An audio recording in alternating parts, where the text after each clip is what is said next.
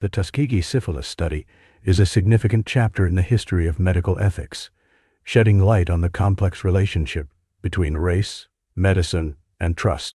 This study, which began in the early 1930s and continued for several decades, focused on African American men in Alabama who were diagnosed with syphilis. At the time, syphilis was a serious disease that led to severe health issues, including blindness and mental deterioration. Recruitment for the study started in 1932 when the U.S. Public Health Service sought to understand the natural progression of untreated syphilis, particularly in disadvantaged communities. The study involved 600 African American men, 399 of whom had syphilis, and 201 who did not. The men were told they were receiving free health care from the government. However, they were not informed of their diagnosis, nor were they treated for the disease, even after penicillin became the standard treatment in the 1940s.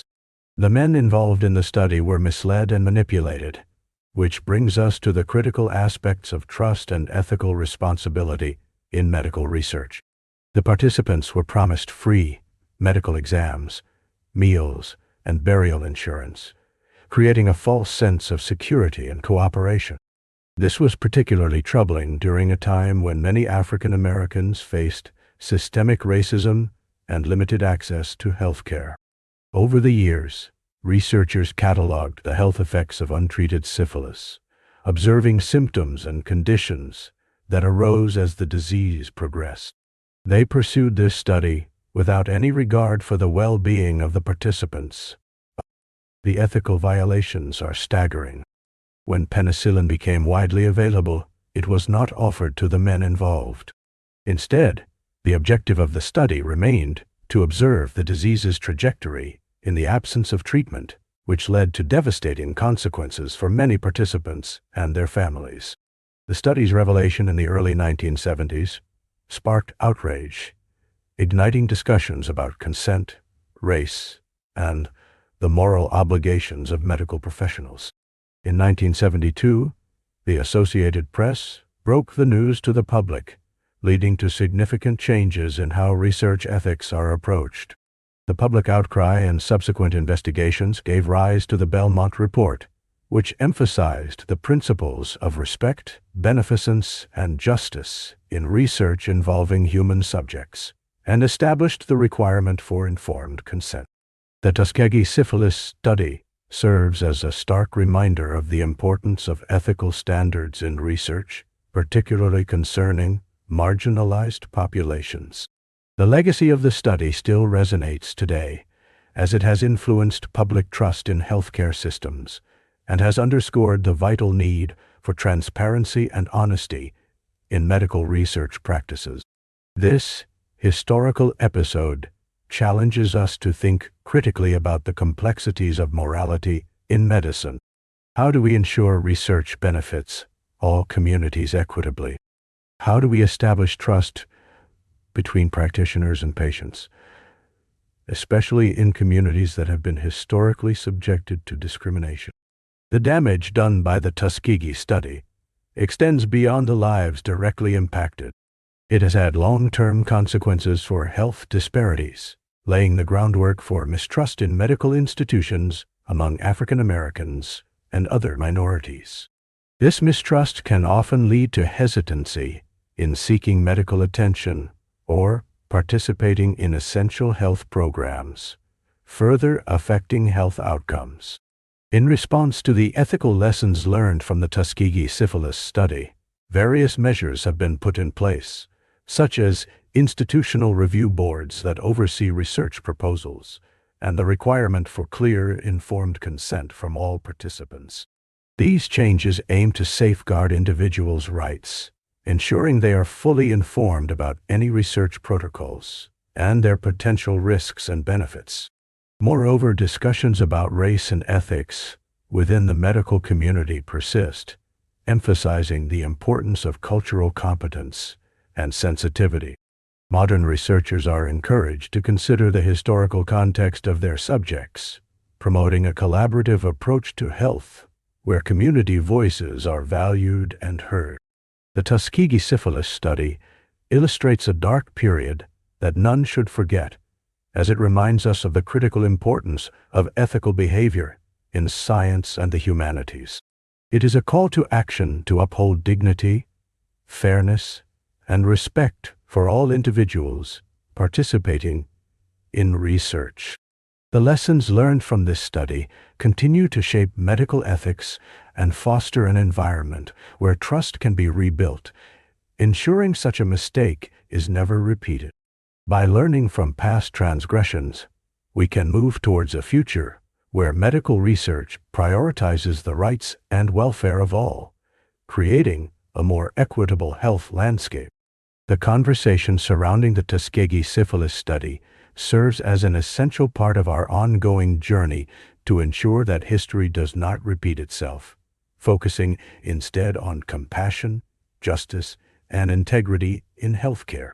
Project Blue Book was a significant initiative undertaken by the United States Air Force that aimed to investigate the phenomena associated with unidentified flying objects, commonly known as UFOs. Established in 1952, this project emerged in a period marked by heightened public interest and concern surrounding aerial phenomena, particularly in the wake of World War II and the onset of the Cold War. The historical context surrounding Project Blue Book not only includes military tensions, but also a burgeoning fascination with the possibility of extraterrestrial life. Throughout its operation, which lasted until 1969, Project Blue Book accumulated a staggering number of reports. In fact, it is estimated that the project investigated over 12,000 individual sightings or allegations related to unidentified aerial phenomena. The objectives of Project Blue Book were threefold. Firstly, it sought to determine if these sightings posed any threat to national security. Secondly, it aimed to identify any evidence of technological advancements in the field of aviation that might have implications for the United States. Lastly, the project had the fundamental goal of analyzing the scientific data surrounding these phenomena.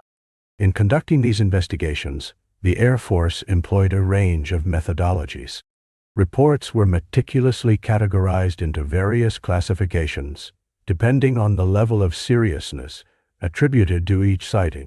The most common categories included those that could be easily explained, such as natural phenomena or man-made objects, and those that remained inexplicable even after thorough examination. This latter category often fueled public speculation and debate, contributing to a rich tapestry of conspiracy theories and cultural narratives.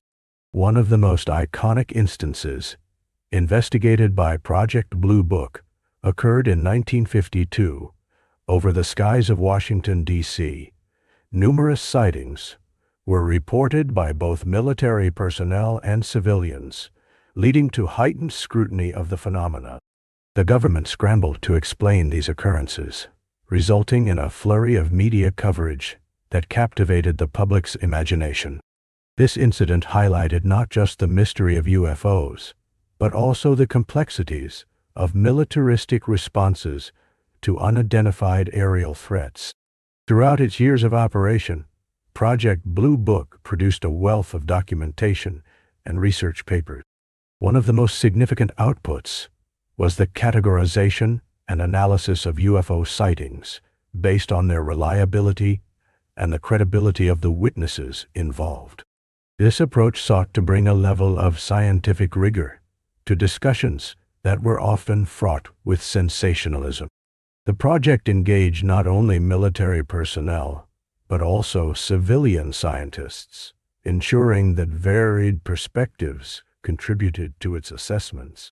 Despite its comprehensive efforts, Project Blue Book eventually reached a conclusion in 1969, citing that the majority of UFO sightings could be attributed to misidentified aircraft, astronomical phenomena, or simply optical illusions. Interestingly, the project also determined that there was no evidence to support the existence of extraterrestrial life.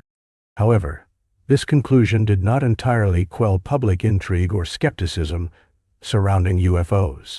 Instead, it served to ignite further inquiry into the topic, leading to the rise of numerous documentaries, books, and public discussions that reignited interest in unexplained phenomena. The legacy of Project Blue Book transcends its original intentions. It has evolved into a significant cultural reference, symbolizing the intersection of science, government, and popular beliefs about extraterrestrial life. The findings of Project Blue Book often serve as a point of contention in modern UFO discussions, with many criticizing the government's approach to dismissing unexplained cases without fully understanding what they might entail. This sentiment has been echoed in various documentaries and retellings of the project's history, highlighting the enduring fascination with UFOs.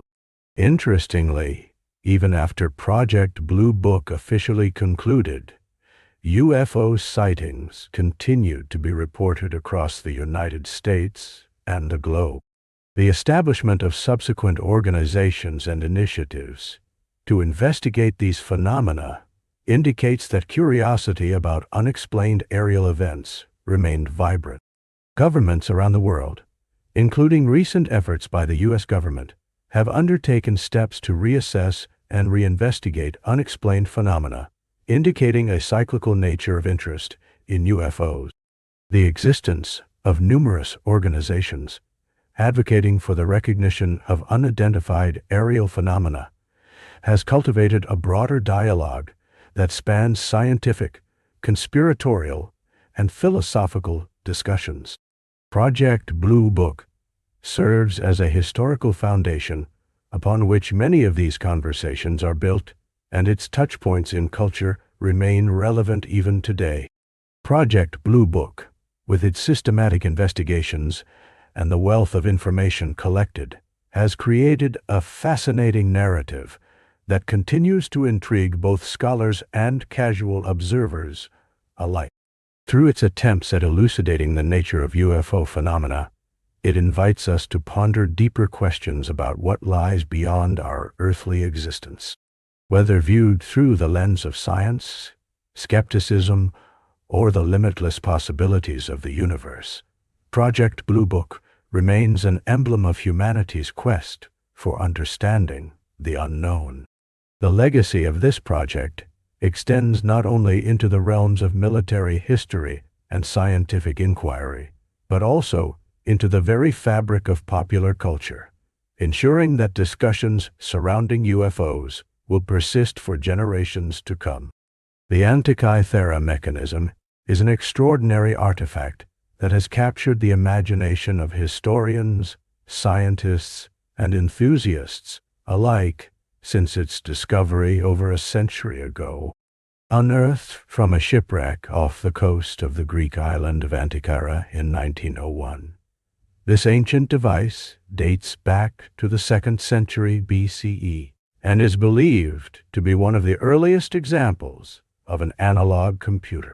Its complexity and sophistication continue to baffle experts, revealing the remarkable ingenuity of ancient Greek civilization.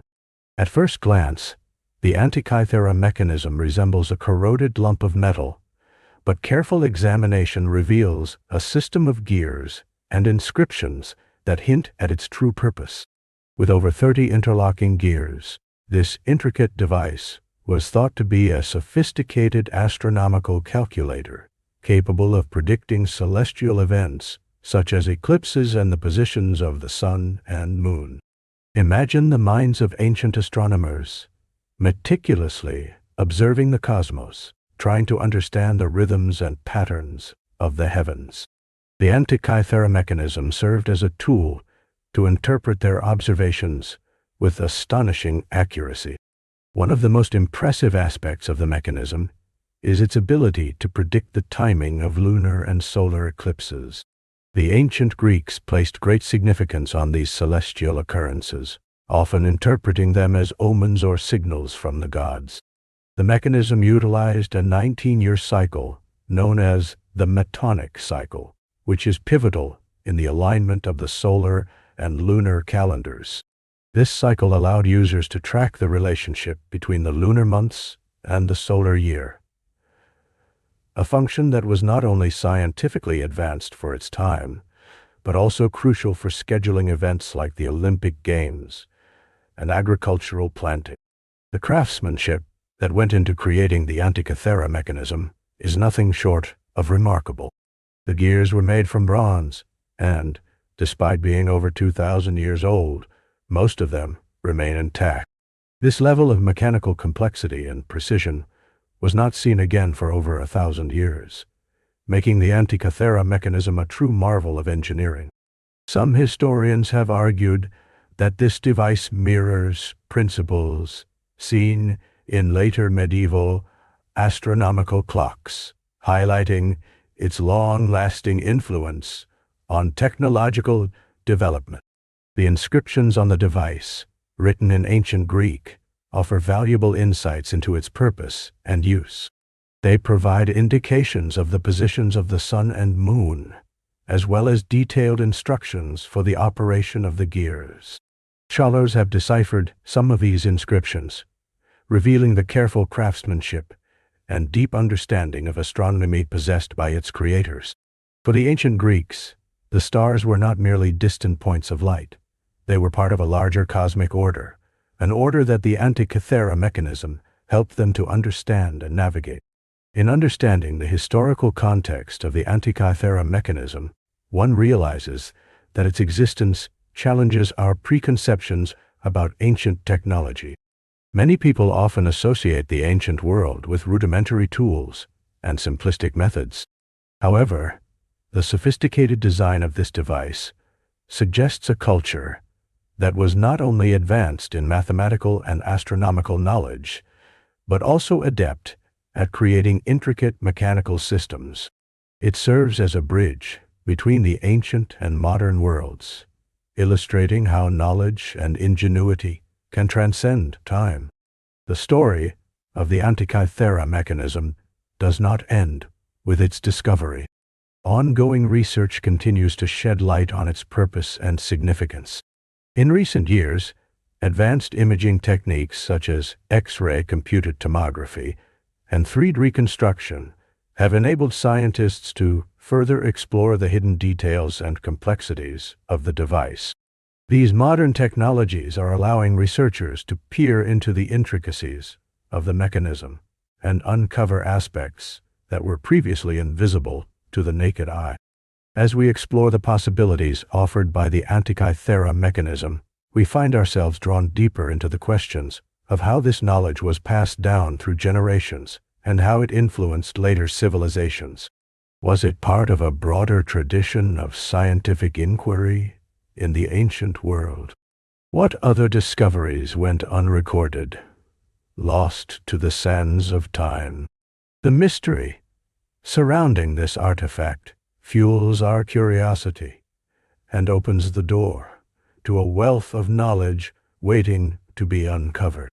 Imagine being an ancient Greek scholar surrounded by scrolls filled with astronomical observations and equations. The Antikythera mechanism would have been an invaluable companion in your quest for understanding the universe. The intersecting gears symbolize more than just mechanical ingenuity. They represent humanity's enduring desire to comprehend our place in the cosmos. In conclusion, the Antikythera mechanism stands as a testament to the brilliance of ancient Greek civilization. Its intricate design challenges us to rethink our notions of technology and knowledge in the ancient world.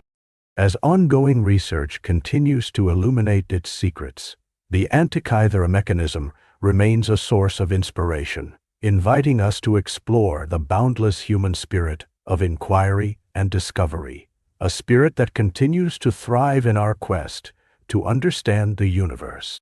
Each cog and gear represents a connection to our past and a reminder that the pursuit of knowledge knows no bounds. The story of the Antikythera mechanism is not just one of an ancient artifact. It is a celebration of human ingenuity, and the relentless quest for understanding that transcends time and space. The Thule Society was a German occultist and nationalist organization that emerged in the early 20th century. Founded in 1918 in Munich, shortly after World War I, the society was named after a mythical northern country mentioned in ancient Greek and Roman literature. This group combined elements of mysticism, Germanic folklore, and nationalist philosophy, which ultimately had a profound influence on the ideologies that underpinned the rise of Adolf Hitler and the Nazi Party. The Thule Society initially portrayed itself as a think tank that sought to explore Aryan ancestry, emphasizing the notion of a pure, superior race. Its members were deeply interested in the esoteric and often intertwined their political aspirations with mystical beliefs. They organized lectures and discussions that examined an array of topics, including ancient archaeology, mythology, and the supposed qualities that made up the Aryan race, promoting an idea that would resonate with future Nazi ideology.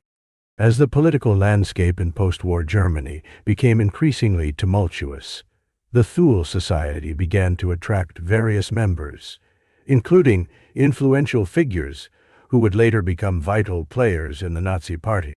Among these was Rudolf Hess, who, after joining the society, rose to become one of Hitler's key deputies. The connections between the Thule Society and the Nazi Party served to legitimize the latter's claims of Aryan supremacy and fostered an ideology that blamed Germany's misfortunes on perceived enemies, especially Jews and communists.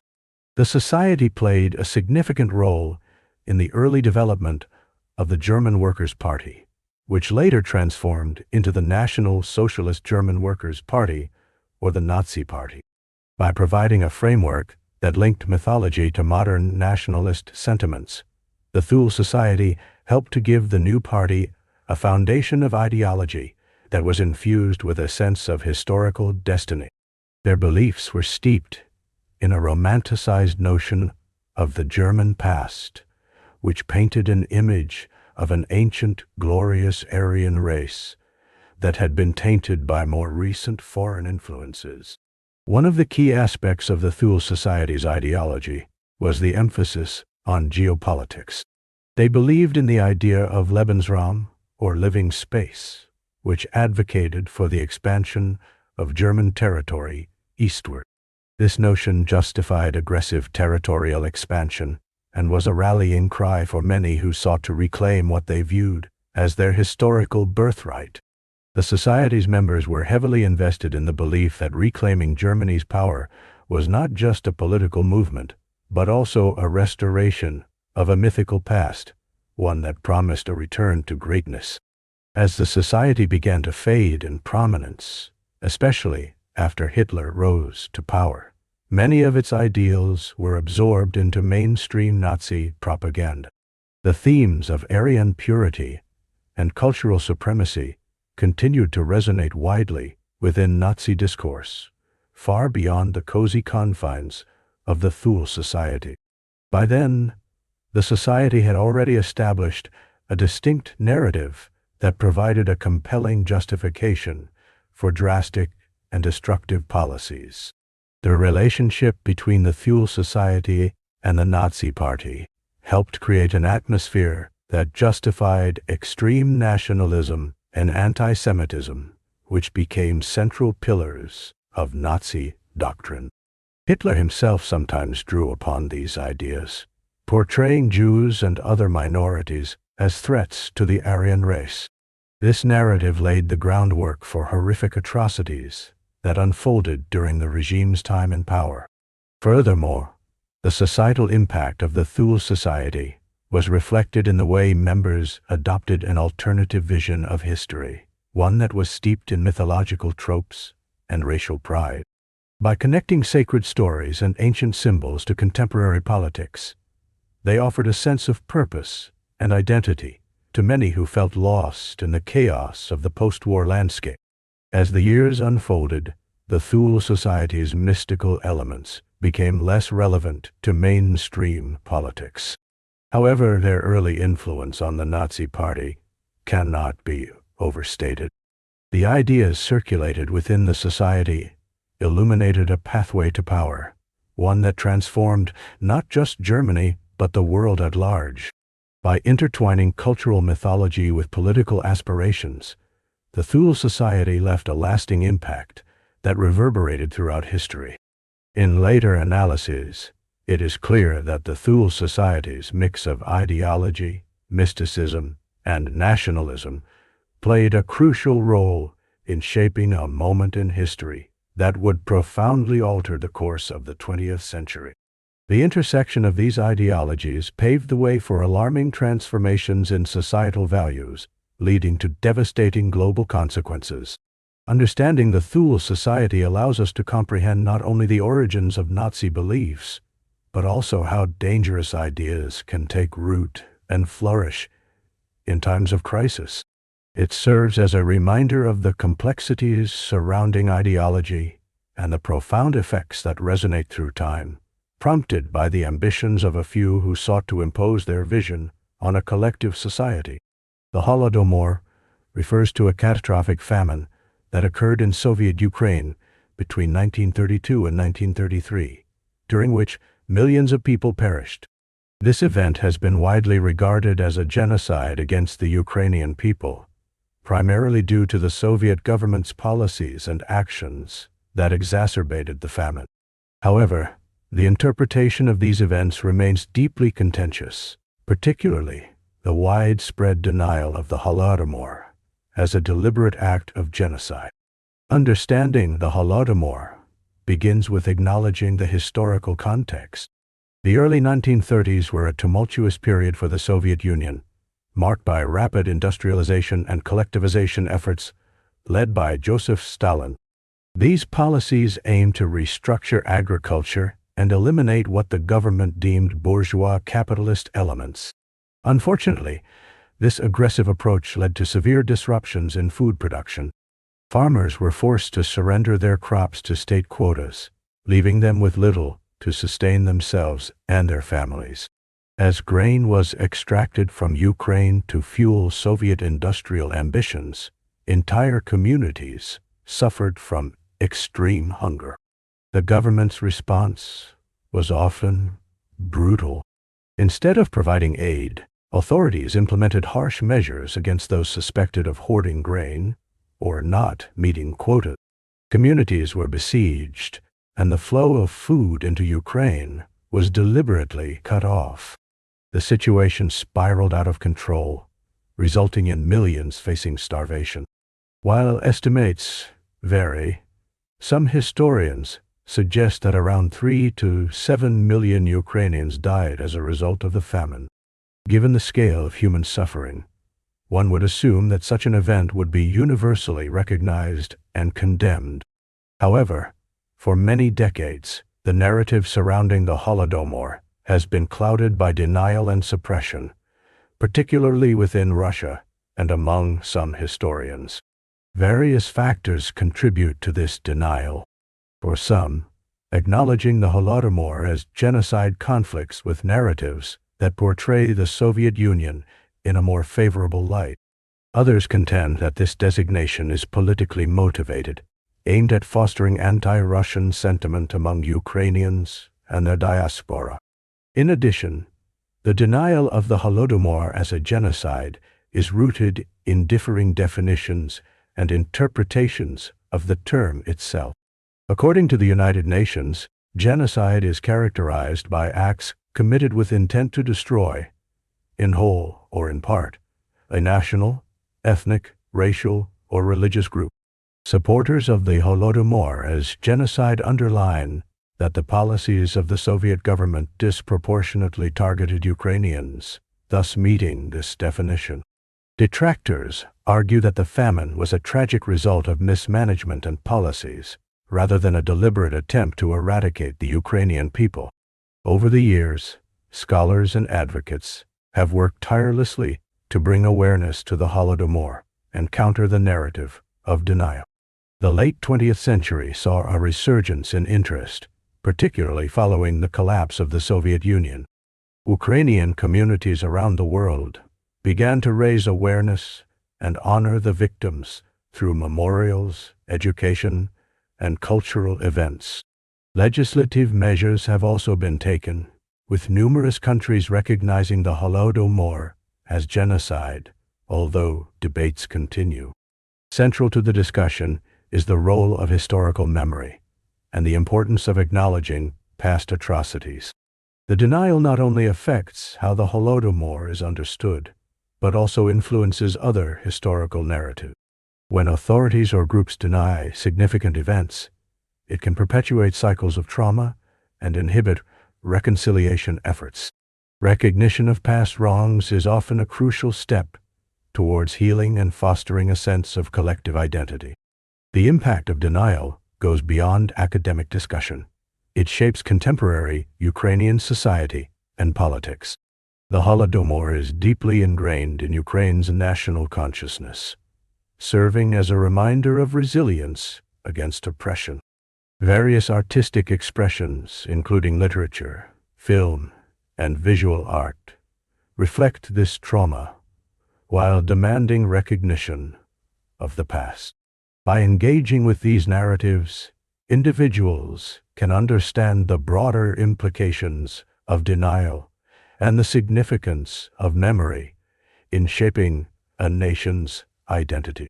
In recent years, the unfolding of archives and increased access to historical documents have provided further evidence regarding the Soviet government's role in the famine. This has empowered historians to confront denial and challenge preconceived notions about the event. Ongoing research continues to illuminate the complexities surrounding the Holodomor, including regional experiences and the interplay between local communities and the Soviet state. Events like the annual Holodomor Memorial Day, observed on the fourth Saturday of November, strive to ensure that the memory of those who suffered is preserved. Vigils, educational initiatives, and discussions held on this day emphasize the importance of historical truth. Why?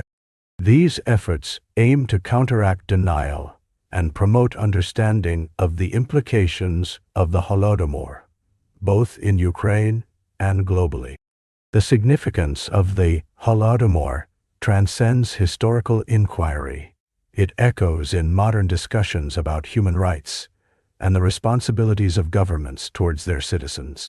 The denial of this tragedy poses challenges for memory and justice, impacting how nations confront their past. Engaging in the history of the Holodomor allows for a deeper understanding of the consequences of political policies, coupled with authoritarian regimes, and the necessity of robust civic engagement in the face of historical suppression.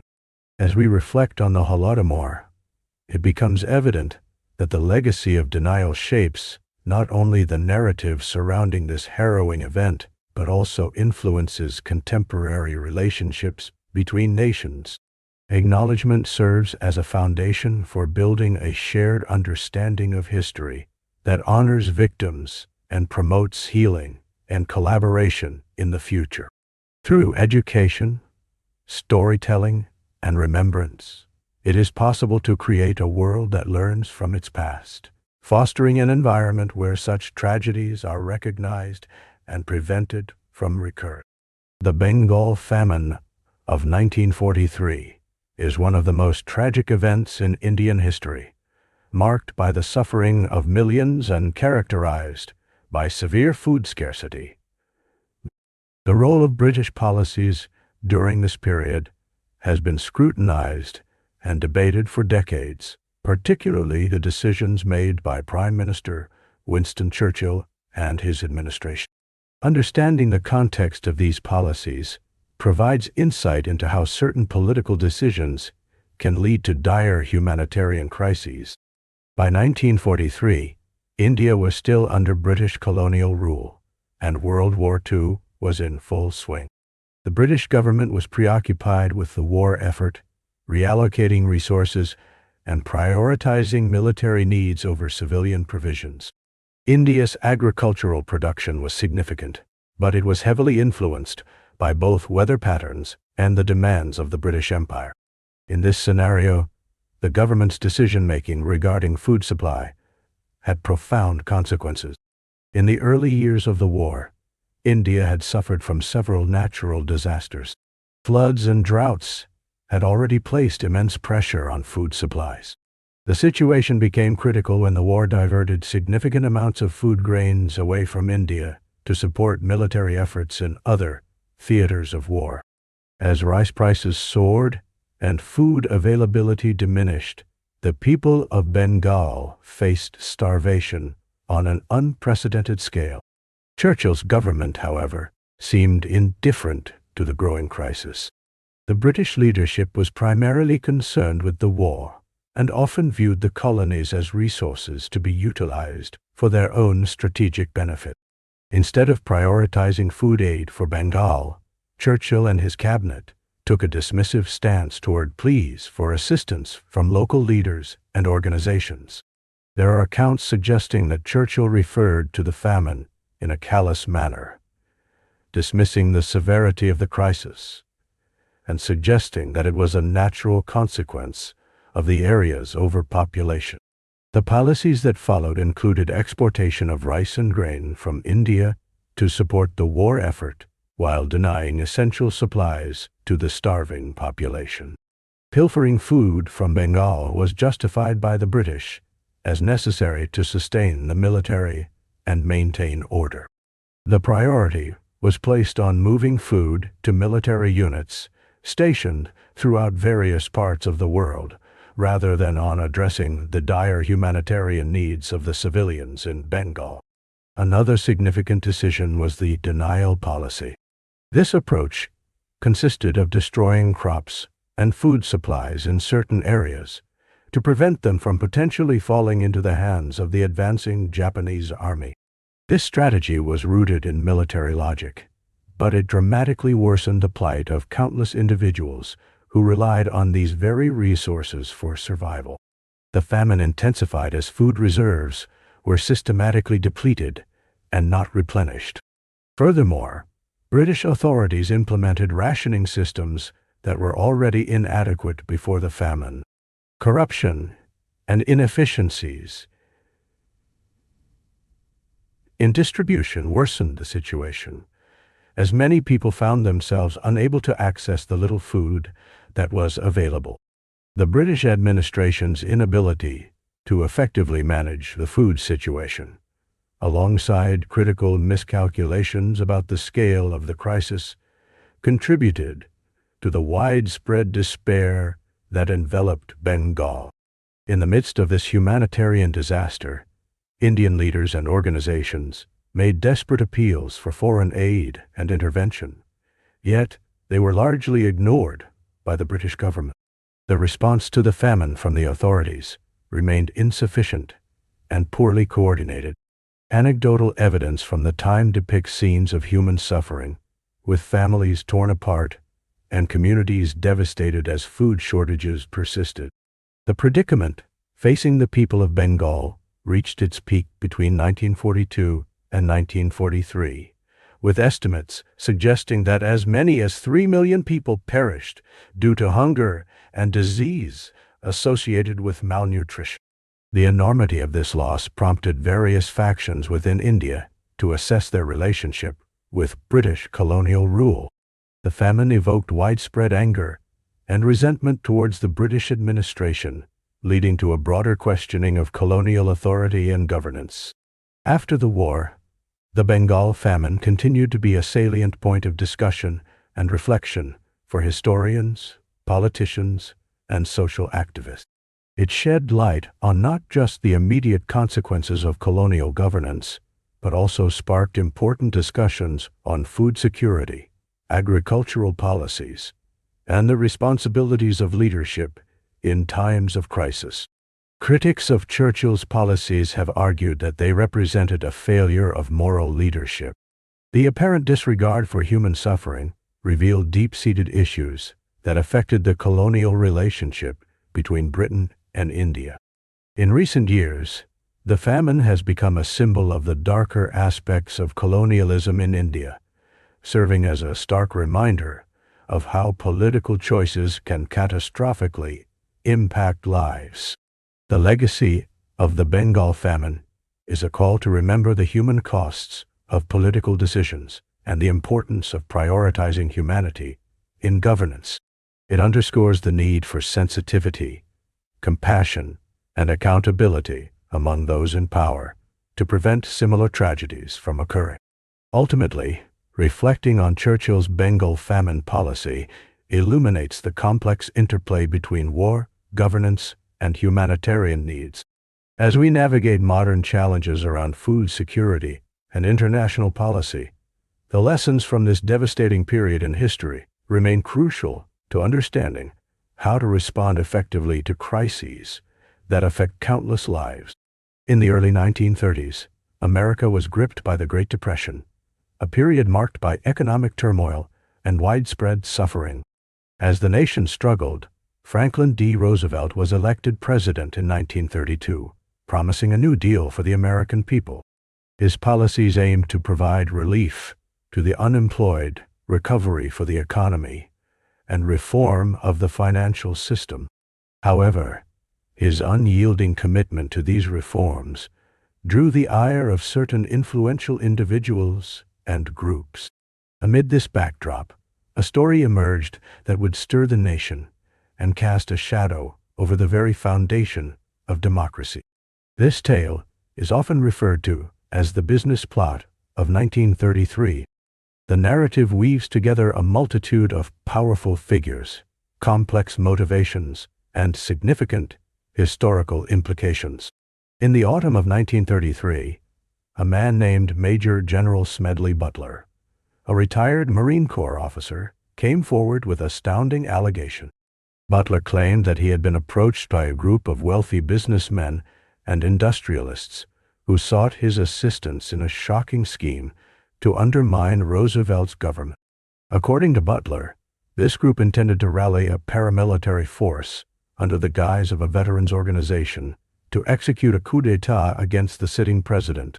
The plot involved recruiting thousands of World War I veterans who were disillusioned with their treatment and the economic conditions they faced. These men, many of whom had fought bravely in Europe, were seen as easily manipulated due to their grievances. The conspirators alleged that if they could gather enough disenchanted veterans, they would have the muscle to oust Roosevelt and install a regime that favored their business interests. Butler, characteristically patriotic, was not swayed by their proposals. Instead, he reported these discussions to Congress, believing it was his duty to reveal the truth and protect democracy. The response from Congress, however, was muted. Hearings were held, and Butler testified before a special committee, detailing the outlines of what he had been told. Some congressmen expressed concern, but ultimately, these hearings sunk into obscurity, with many dismissing them as conspiratorial paranoia. As fascinating as it is to assess the motivations of the alleged conspirators, the identities of these individuals remain a matter of speculation. Some historians suggest that industrial giants, including figures from the banking and steel industries, were amongst those who had grievances against the New Deal policies that Roosevelt championed. They viewed Roosevelt's growing regulatory framework as an existential threat to their fortunes and political influence. While Smedley Butler became a prominent figure in the understanding of this alleged plot, it is important to note that the lack of tangible evidence surrounding the business plot increases its mystique. Critics have pointed out inconsistencies in Butler's account and questioned his motives, suggesting that his testimony could have stemmed from a desire for attention or from a convoluted interpretation of events. Despite the lack of conclusive evidence linking high-profile figures to these conspiracy allegations, the story of the business plot resonates across time. It invites discussion about the interplay between economic power and political authority in American history. It brings to light the darker corners of political ambition, where individuals or groups may be tempted to act against the very system that grants them their fortunes. The apprehension generated by the alleged plot also reflects a larger theme in American culture: the fear of the corrupting influence of money in politics. As disenfranchisement loomed over the populace during the economic downturn, suspicions about the motivations of the wealthy and their perceived distance from the struggles of ordinary citizens gained traction. It served as a cautionary tale about the significant consequences of political power when intertwined with substantial financial interests. In retrospect, the business plot can serve as a reminder of the vigilance required to maintain democratic integrity. It encourages a deeper examination of who has the authority to shape society and the lengths to which they may go to protect their interests. It raises questions about the ethical responsibilities of power and wealth, and compels an understanding of the delicate balance between ambition and the greater good. While no formal charges were ever brought forth regarding the conspiracy, the legacy of Butler's revelations continues to be a piece of American lore. Ultimately, the business plot, whether fact or flight of imagination, holds a mirror to the complexities of American democracy, capitalism, and the ever-present dance between power, profit, and patriotism. In a world that is constantly shifting, the lessons drawn from this historical incident remain pertinent. It illustrates how the intersection of politics and business can lead to significant challenges for governance.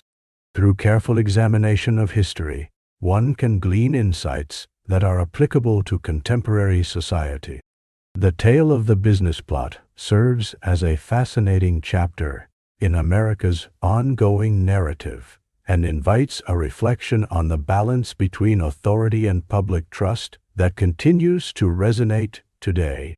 Operation Gladio was a highly classified initiative that unfolded in the shadows of the Cold War. Its origins can be traced back to the post-World War II era, when Europe was facing the daunting challenge of rising communist influence. The fear of Soviet expansion prompted NATO to adopt a strategy that involved creating clandestine networks across the continent. These networks were designed to serve as a line of defense against potential Soviet invasions and to maintain stability in Western Europe. One of the key components of Operation Gladio was the establishment of so-called stay-behind armies. These were not conventional military forces, but secret groups trained to operate in the event of a Soviet incursion. Comprising local citizens, former soldiers, and various paramilitary elements, these clandestine units were prepared to resort to guerrilla tactics, sabotage, and unconventional warfare. The rationale behind this approach was a belief that, should the Eastern Bloc military forces invade, these stay-behind units could continue functioning as a resistance force, providing critical intelligence and executing sabotage missions behind enemy lines. In Italy, for example, Operation Gladio took root with significant impact. The Italian government was deeply concerned about the Communist Party's growing popularity, which threatened the political balance in the region.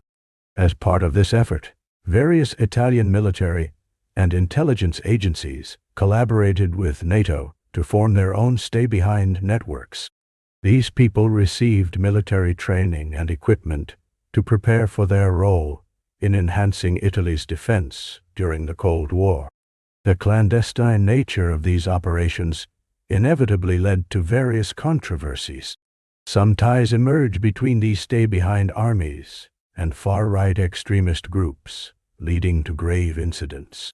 In an environment characterized by political instability, some of these networks were implicated in acts of domestic terrorism and violence, raising critical ethical and legal questions about their operations and objectives.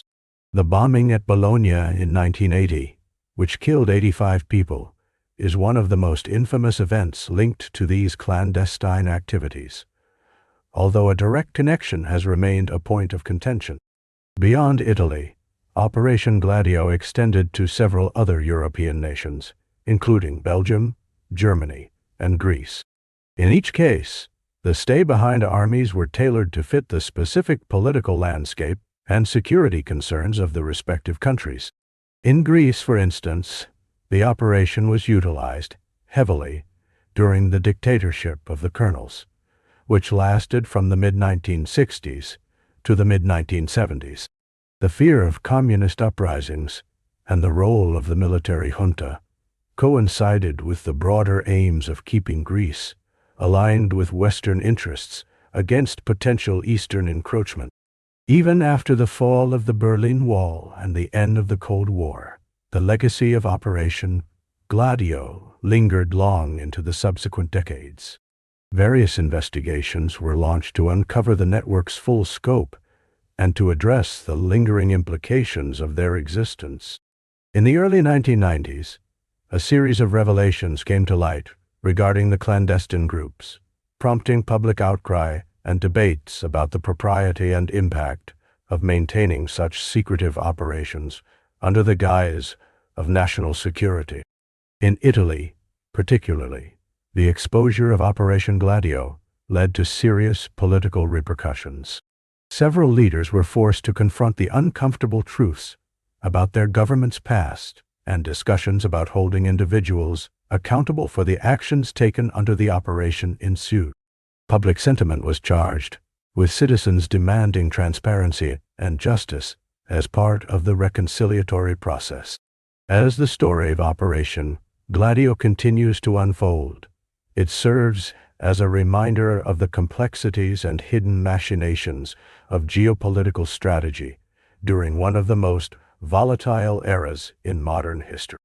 The balance of power, the preservation of national identity, and the lengths to which states may go to secure their interests remain relevant discussions in the contemporary political landscape. In reflecting on the historical significance of Operation Gladio, it becomes evident that the interplay of ethics, politics, and defense strategy is multi-layered and fraught with moral dilemmas. The clandestine networks, intended to be a safeguard against external threats, transformed into complicated narratives woven into the very fabric of European history, leaving an indelible mark that continues to inform how nations approach security, sovereignty, and international relations today. The historical implications of such operations continue to foster debate among historians, political analysts, and concerned citizens alike.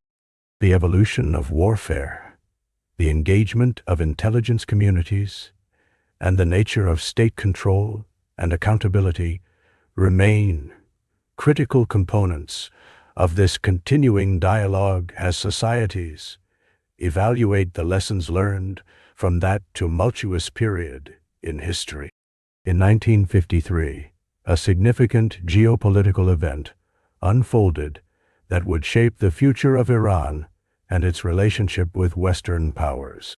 This event is known as the 1953 Coup, or Operation Ajax, a covert operation orchestrated by British and American intelligence agencies to overthrow Iran's democratically elected Prime Minister, Mohammad Mossadegh. Mossadegh, who came into power in 1951, was a charismatic leader who sought to nationalize the Iranian oil industry, which had long been controlled by foreign powers, particularly the British, through the Anglo-Iranian Oil Company. This move was popular among the Iranian people, who felt the West had exploited their resources for too long.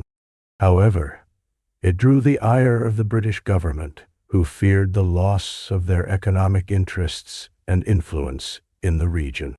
The nationalization of oil marked a turning point in Iranian history and raised tensions between the Iranian government and British authorities. In response, the British sought to undermine Mossadegh's government.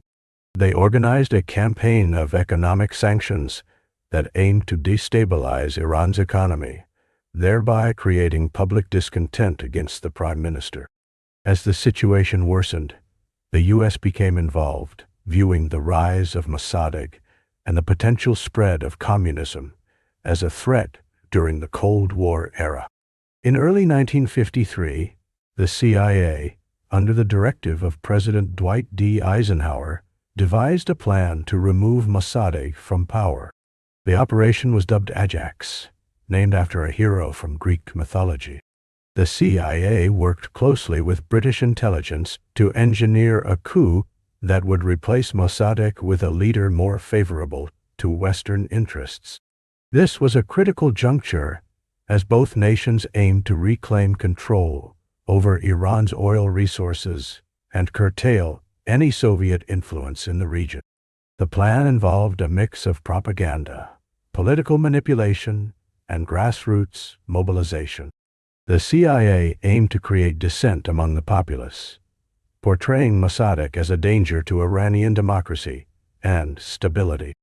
Agents spread disinformation to incite public protests and even hired street thugs to create chaos in the streets of Tehran.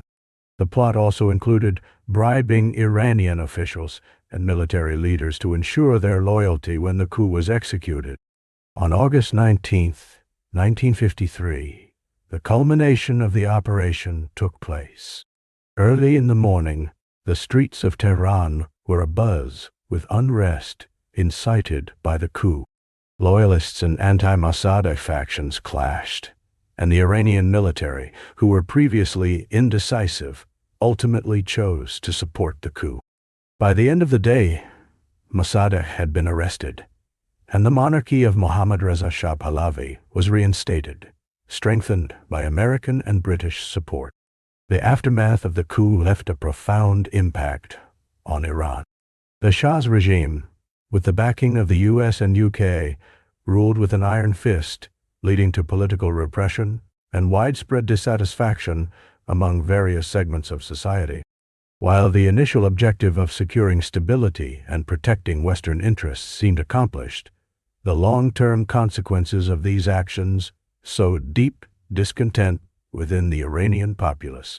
The resentment towards Western interference grew, particularly as the Shah's government failed to address domestic issues such as equity, justice, and political freedom. This discontent eventually culminated in the Islamic Revolution of 1979, which saw the overthrow of the Shah and the establishment of an Islamic Republic, fundamentally altering Iran's trajectory and its relations with the West. In retrospect, the 1953 coup serves as a cautionary tale about the complexities and unintended consequences of foreign intervention. The belief that power could be manipulated without regard for the will of the people has led to significant ramifications not only for Iran, but also for international relations in the region. The legacy of Operation Ajax is still felt today, as it forms a crucial part of the historical narrative that continues to influence Iranian attitudes toward the West. This covert operation highlights the intricate dance of diplomacy and intrigue during the Cold War period, showcasing how political strategies can ripple through history with unforeseen outcomes. It raises essential questions about sovereignty, intelligence operations, and the ethical implications of meddling in the affairs of other nations. Understanding Operation Ajax allows for greater insight into the complexities of modern geopolitics, with lessons that resonate beyond the borders of Iran. The Tuskegee Airmen represent a significant chapter in aviation history and American culture, but their story is also intertwined with themes of censorship and systemic racism prevalent during World War II. As America geared up for war, opportunities for African Americans were severely limited, particularly in fields like military aviation. The establishment of the Tuskegee Army Airfield in Alabama marked a pivotal moment as African American pilots were finally given a chance to prove their capabilities in a segregated military system. Despite their exceptional performance and distinguished service, the achievements of the Tuskegee Airmen faced deliberate efforts by some to minimize their contributions. Censorship tactics were employed to suppress the awareness of their successes and to maintain the prevailing narrative that African Americans were not fit for combat roles. This was a blatant attempt to uphold the status quo of racial inequality, reinforcing stereotypes that had long permeated American society. In 1941, the War Department created the first African American pilot training program, which resulted in the formation of the 332nd Fighter Group, WWII. This group would go on to achieve remarkable feats in aerial combat, earning over 150 distinguished flying crosses and consistently demonstrating exceptional skill and bravery. However, while the airmen's accomplishments were noteworthy, the media coverage surrounding them was often sparse and colored by racial biases. Many in the press chose to focus on the negative stereotypes that surrounded African American soldiers rather than glorifying their achievements. The government played a role in this narrative as well. Attempts were made to steer public perception, emphasizing the idea that black pilots needed special training to overcome supposed deficiencies. Consequently, while the airmen were fighting on the front lines, they were simultaneously battling against systemic prejudice and discrimination from within the ranks of their own military and from the broader society. The airmen's story also highlights the contradiction inherent in the effort to uphold ideals of democracy abroad, while denying those same freedoms at home. The narrative of heroism and valor that surrounded World War II could not reconcile the exclusionary practices that African Americans faced. The bravery shown by the Tuskegee Airmen contradicted the prevailing beliefs about race at the time, challenging the notion that physical and mental acuity was determined by skin color. Their struggles extended beyond military service as well. Although they proved themselves capable pilots and effective leaders, recognition of their contributions was consistently overshadowed by the dominant narratives promoted by the media and the military establishment. This pattern of censorship served not only to diminish their achievements, but also to suppress any emerging discourse about the need for racial equality in American life. Over time, initiatives arose to correct this historical oversight. The Tuskegee Airmen began to receive recognition through awards and honors. Yet there remained a long road ahead in terms of achieving full acknowledgement of their legacy. Stories of veteran Tuskegee Airmen began to emerge as an invaluable resource, illustrating their courage, perseverance, and commitment despite the obstacles they faced. This collective effort to share their history has played an essential role in promoting a more comprehensive understanding of African American contributions during the war. Today, discussions about the Tuskegee Airmen continue to serve as a powerful reminder of the importance of recognizing the whole story. Their battles, both in the sky and against systemic oppression, symbolize a quest for equality and justice. As we look back, it is crucial to acknowledge both the triumphs and the setbacks faced by these remarkable individuals. Their legacy challenges us to examine the ways in which society constructs narratives, and it calls for a continued commitment to equity and inclusion for all. Recognizing the contributions of the Tuskegee Airmen acts as a catalyst for broader conversations around race in America. Their resilience in face of adversity was not merely about individual accomplishment. It represented a collective struggle against a pervasive injustice that resonated throughout society. Each pilot who took to the skies added a line to the ongoing story of civil rights and progress in America, proving that they could rise above the prejudice that sought to define them. As we honor the legacy of the Tuskegee Airmen, it is essential to remain vigilant in addressing lingering disparities and recognizing the narratives that still influence our perceptions today. The commitment to truth and recognition of those who have been historically marginalized remains an urgent matter. In celebrating their achievements, we not only honor their legacy, but also contribute to a future that prioritizes justice, equality, and respect for all individuals, regardless of their background. Through education, storytelling, and remembrance, we can ensure that the history of the Tuskegee Airmen is preserved and celebrated, bringing with it the broader lessons of perseverance, strong community ties, and the enduring fight against injustice.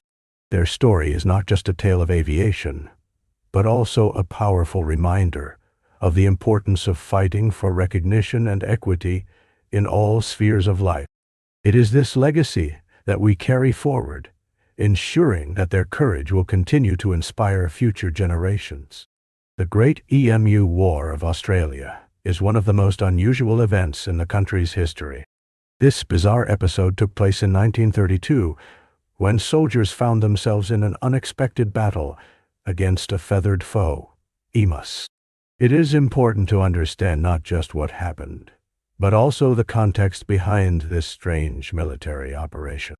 In the early 20th century, Australia was a nation grappling with the repercussions of World War I, the Great Depression, and the challenges of agriculture. After the war, many soldiers returned home and were given land in Western Australia to cultivate. They were optimistic about starting anew.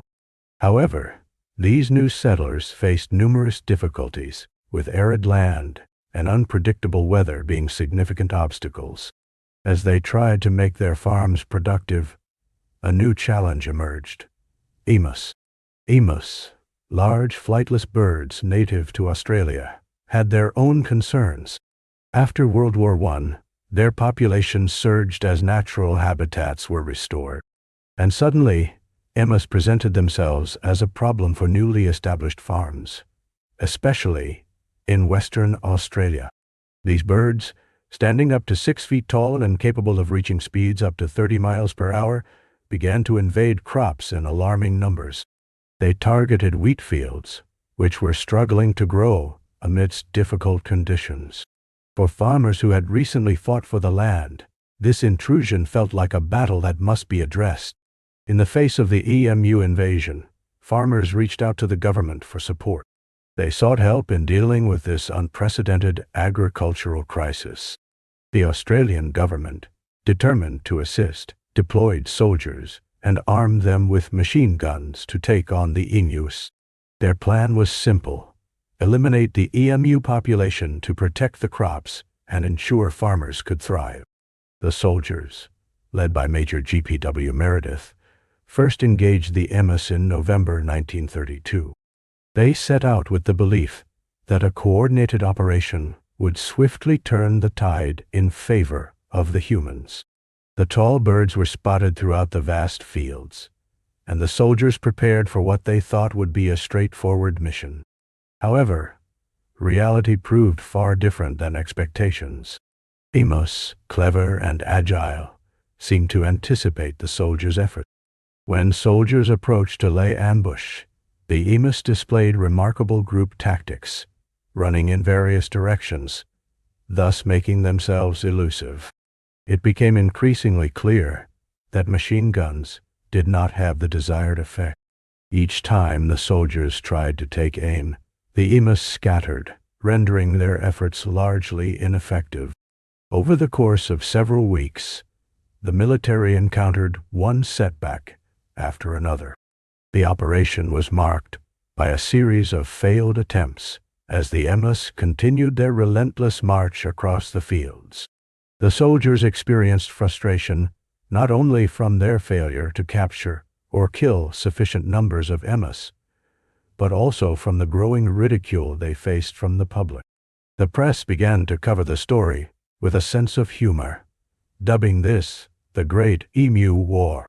The images of soldiers in battle with emus became a source of both confusion and amusement. By December, the operation that was intended to be a straightforward military engagement turned into a spectacle.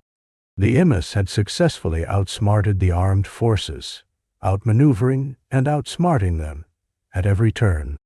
The birds became a symbol of resilience, standing tall against the efforts of the military. Ultimately, The Great EMU War ended without a clear victory for the soldiers. They returned home defeated, and the farmers had to rethink their strategies. The government decided that an armed conflict against wildlife was not the solution and began looking into more humane and sustainable methods for controlling the MU population. This included the construction of fences and the employment of a variety of deterrents to prevent emus from invading farmland. This unusual chapter in Australian history serves as a reminder of the unpredictability of the natural world and the importance of adaptability in addressing challenges. The Great EMU War, while a curious and often humorous event, reflects the broader struggles of farmers in Australia and the complicated relationship humans have with nature. It teaches us that even the best-laid plans can falter against the resilience of wildlife. As history has shown, sometimes it's not about defeating the enemy but finding ways to coexist with it.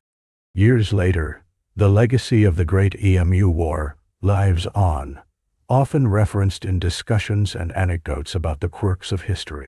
This odd confrontation highlights the unexpected turns life can take and how some battles may be better left unfought. The emus continue to roam freely across the Australian landscape, serving as a reminder of this bizarre and humorous chapter in the annals of Australian history, one that invites us to reflect on our place within the natural world. Operation Chaos was a clandestine program initiated by the Central Intelligence Agency during the tumultuous years of the Vietnam War, specifically aimed at monitoring American citizens, particularly anti-war activists. As tensions escalated in the 1960s, the U.S. government became increasingly concerned about the growing opposition to the Vietnam War, which triggered protests and civil unrest across the nation. The CIA's roots in counterintelligence and national security matters set the stage for a broader focus on domestic dissent. Operation Chaos was officially launched in 1967, but its origins can be traced back to heightened fears that anti-war sentiments could be exploited by foreign adversaries. The program marked a significant shift in the agency's operations as it moved from traditional foreign surveillance to methods that infringed upon the rights of American citizens. One of the primary goals of Operation Chaos was to create and maintain an extensive database of information on individuals and groups opposed to the Vietnam War. This included a wide range of activists, from prominent leaders of the anti-war movement to college students participating in demonstrations. The CIA sought to understand their organizational structures, motivations, and networks, often employing a variety of surveillance techniques. Under the auspices of Operation Chaos, the agency gathered intelligence through various means, including infiltration of organizations, wiretaps, and surveillance of events where anti-war advocates gathered. For instance, undercover agents were dispatched to infiltrate groups like the Students for a Democratic Society and the Weather Underground. These operatives could report on the activities and plans of activists, feeding back valuable information to the CIA to anticipate possible unrest. The program also extended its reach by connecting with other federal agencies, most notably the Federal Bureau of Investigation. This collaboration enabled a more comprehensive approach to monitoring dissenting voices, blurring the lines between national security interests and civil liberties. Operation Chaos operated in a climate of secrecy, resulting in little public knowledge about its existence for decades. As the program developed, the CIA began to examine the relationship between anti-war movements and other social issues, such as civil rights. The agency was particularly interested in how various groups interacted and how they could impact public opinion on the Vietnam War. With an understanding that these movements crossed paths, the CIA sought to disrupt attempts at coalition building among different activist groups. Despite its secretive nature, Operation Chaos encountered numerous challenges, particularly as public awareness of governmental overreach grew. Media revelations of the government's surveillance activities in the early 1970s precipitated wider scrutiny. Investigative journalism, particularly from publications like the New York Times and the Washington Post, began to unveil the extent of government monitoring, drawing significant public backlash. The backlash against operations like Chaos led to an eventual reform of intelligence practices in the United States. Oversight committees were established, and laws were enacted to protect citizens' rights against unwarranted surveillance. The Church Committee, created in 1975 to investigate abuses by the CIA, NSA, and FBI, played a critical role in exposing the breadth of Operation Chaos, leading to increased public scrutiny and debate over the balance between national security and civil liberty. The legacy of Operation Chaos serves as a cautionary tale regarding the potential overreach of government agencies in their pursuit of security. It highlights the tension between ensuring national security and respecting the rights of individuals, especially in a democratic society. The operation's existence raises questions about the ethics of monitoring citizens based on their political beliefs and the trade-offs involved in maintaining social order. As we reflect on the history of Operation Chaos, it becomes evident that citizen participation in democracy is vital. Movements advocating for peace, justice, and public accountability have shaped the fabric of American society and continue to provoke important conversations about freedom and authority. The incident also reminds us of the role of journalists and whistleblowers in holding institutions accountable, ensuring that transparency is a fundamental aspect of governance. In modern times, issues of surveillance have resurfaced with advances in technology, prompting renewed discussions about privacy rights in the digital age. The experiences of those affected by Operation Chaos resonate today, reminding us of the importance of vigilance in protecting civil liberties and the democratic process. Understanding such events in history equips us to recognize and stand against similar occurrences that may arise in contemporary society.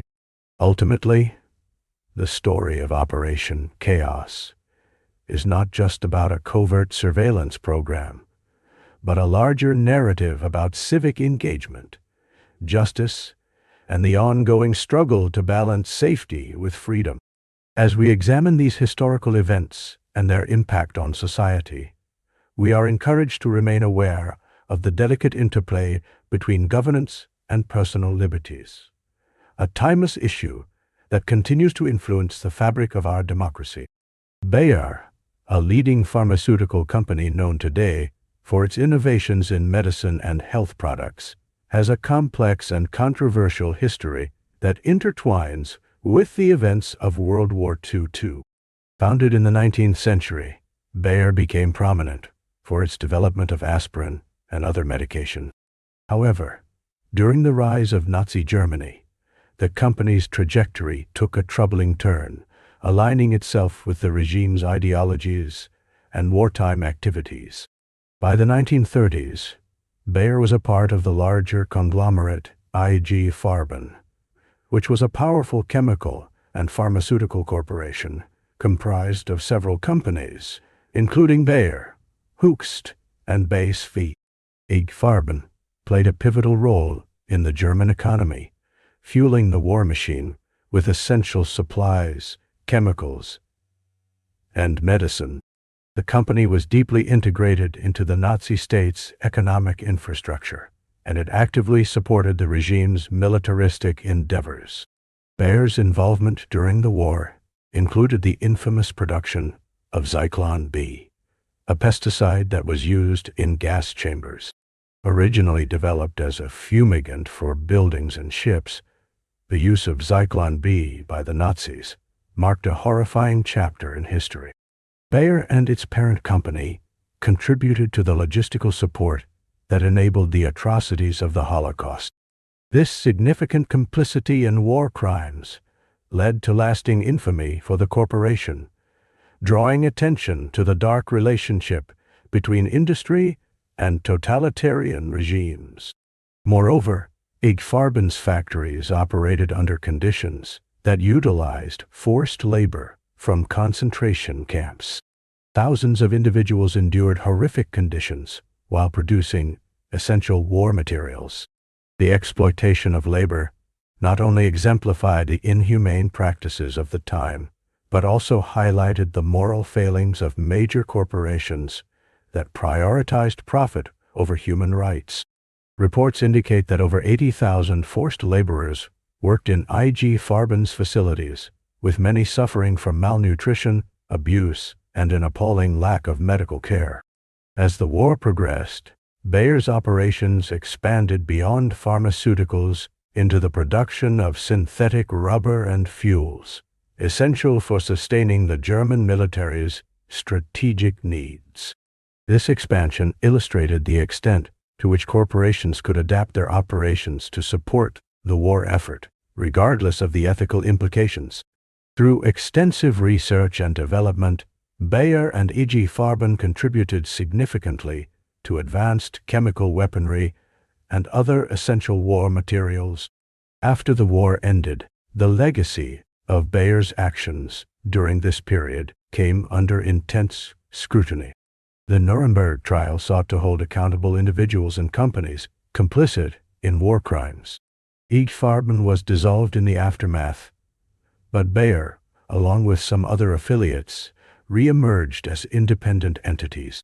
The legal and moral repercussions of their actions during the Nazi era cast long shadows over Bayer's modern reputation. In subsequent decades, Bayer sought to reconcile with the past. Its management took steps to address its historical involvement during World War II. This included acknowledging the use of forced labor and compensating victims through various initiatives. Bayer's efforts to confront its history have been part of a broader movement among companies to take responsibility for their past actions. This process is not merely about addressing guilt, but is reflective of a shift toward ethical business practices. Today, Bayer has become a leader in healthcare and agriculture, focusing on innovation and sustainability. However, its past serves as a crucial reminder of the importance of corporate accountability. Understanding Bayer's role during World War II is crucial for grasping the broader context of corporate complicity in historical atrocities. It invites discussions on the responsibilities businesses hold towards society, particularly in times of political upheaval.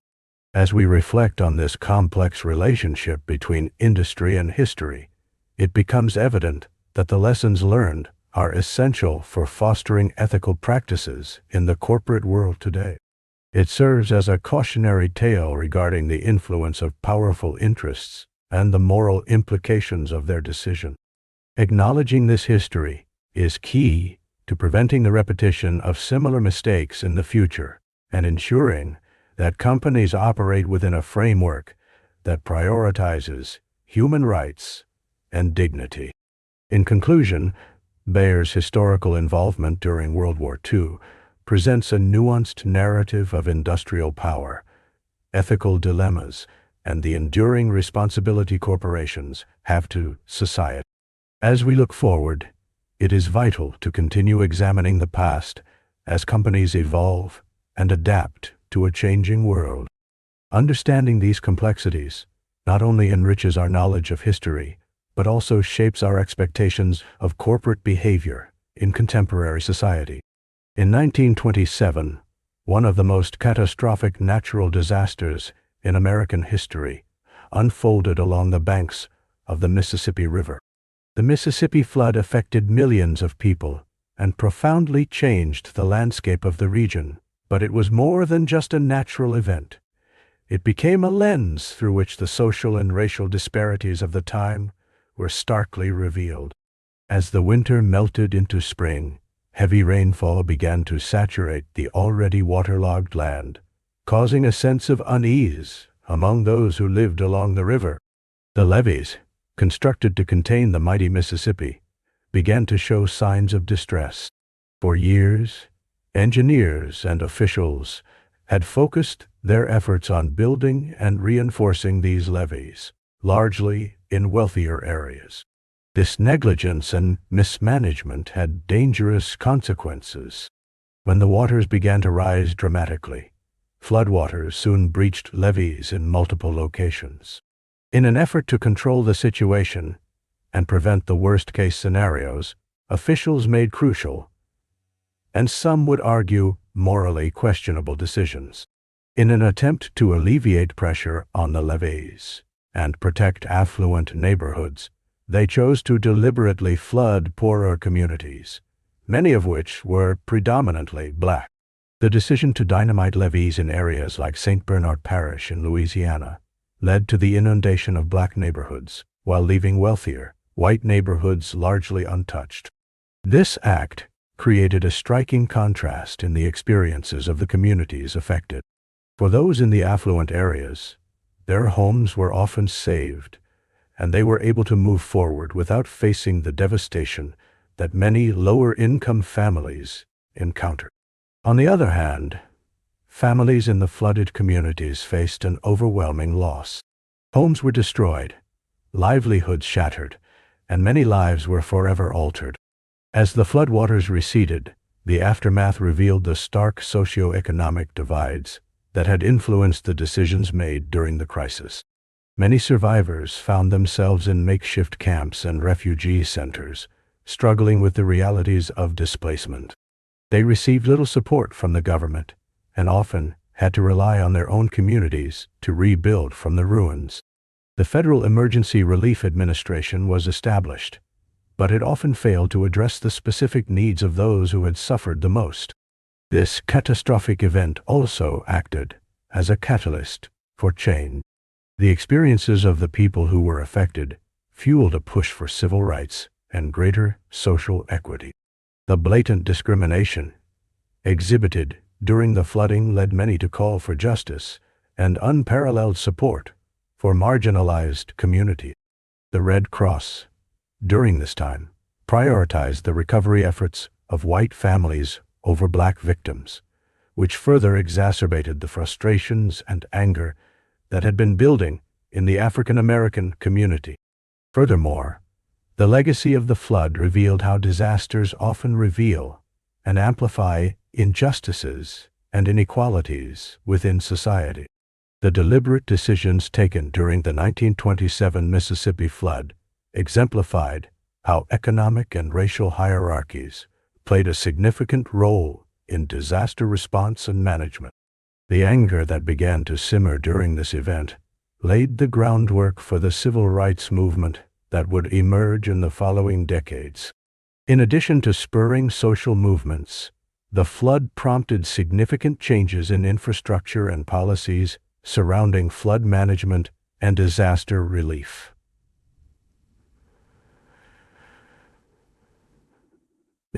As the nation grappled with the loss and devastation encountered by so many, there came a greater awareness of the need for comprehensive policies that considered the welfare of all citizens, regardless of their social or economic status. Today, when we reflect on the 1927 Mississippi flood, we are reminded of the intersection of race, class, and environment, and how human decisions can shape outcomes in times of crisis. This historical episode serves as an important reminder of the need for equity, not just in emergencies, but in the policies that govern urban planning, disaster relief, and community support. Understanding this context helps illuminate the ongoing challenges faced by marginalized communities when disasters strike. By studying past events, like the 1927 flood, we can better prepare for future crises, ensuring that the decisions made prioritize the welfare of all people. particularly those who are often overlooked in times of need. The legacies of this disaster continue to echo, reminding us that history informs not just our understanding of the past, but also our approach to present and future challenges. Learning more about these complex histories invites us all to be more reflective and proactive in addressing the inequalities that persist in society today. It is crucial that we carry forward the lessons of empathy and justice, ensuring that every community is given the support and resources they need to thrive. The Manhattan Project, one of the most pivotal and secretive endeavors in history, was born out of the urgent necessity to develop atomic weapons during World War II. This ambitious project aimed to harness nuclear fission, a discovery that opened the door to immense energy potential, but also had devastating implications when used as a weapon. The secrecy surrounding the project was not just a matter of military strategy.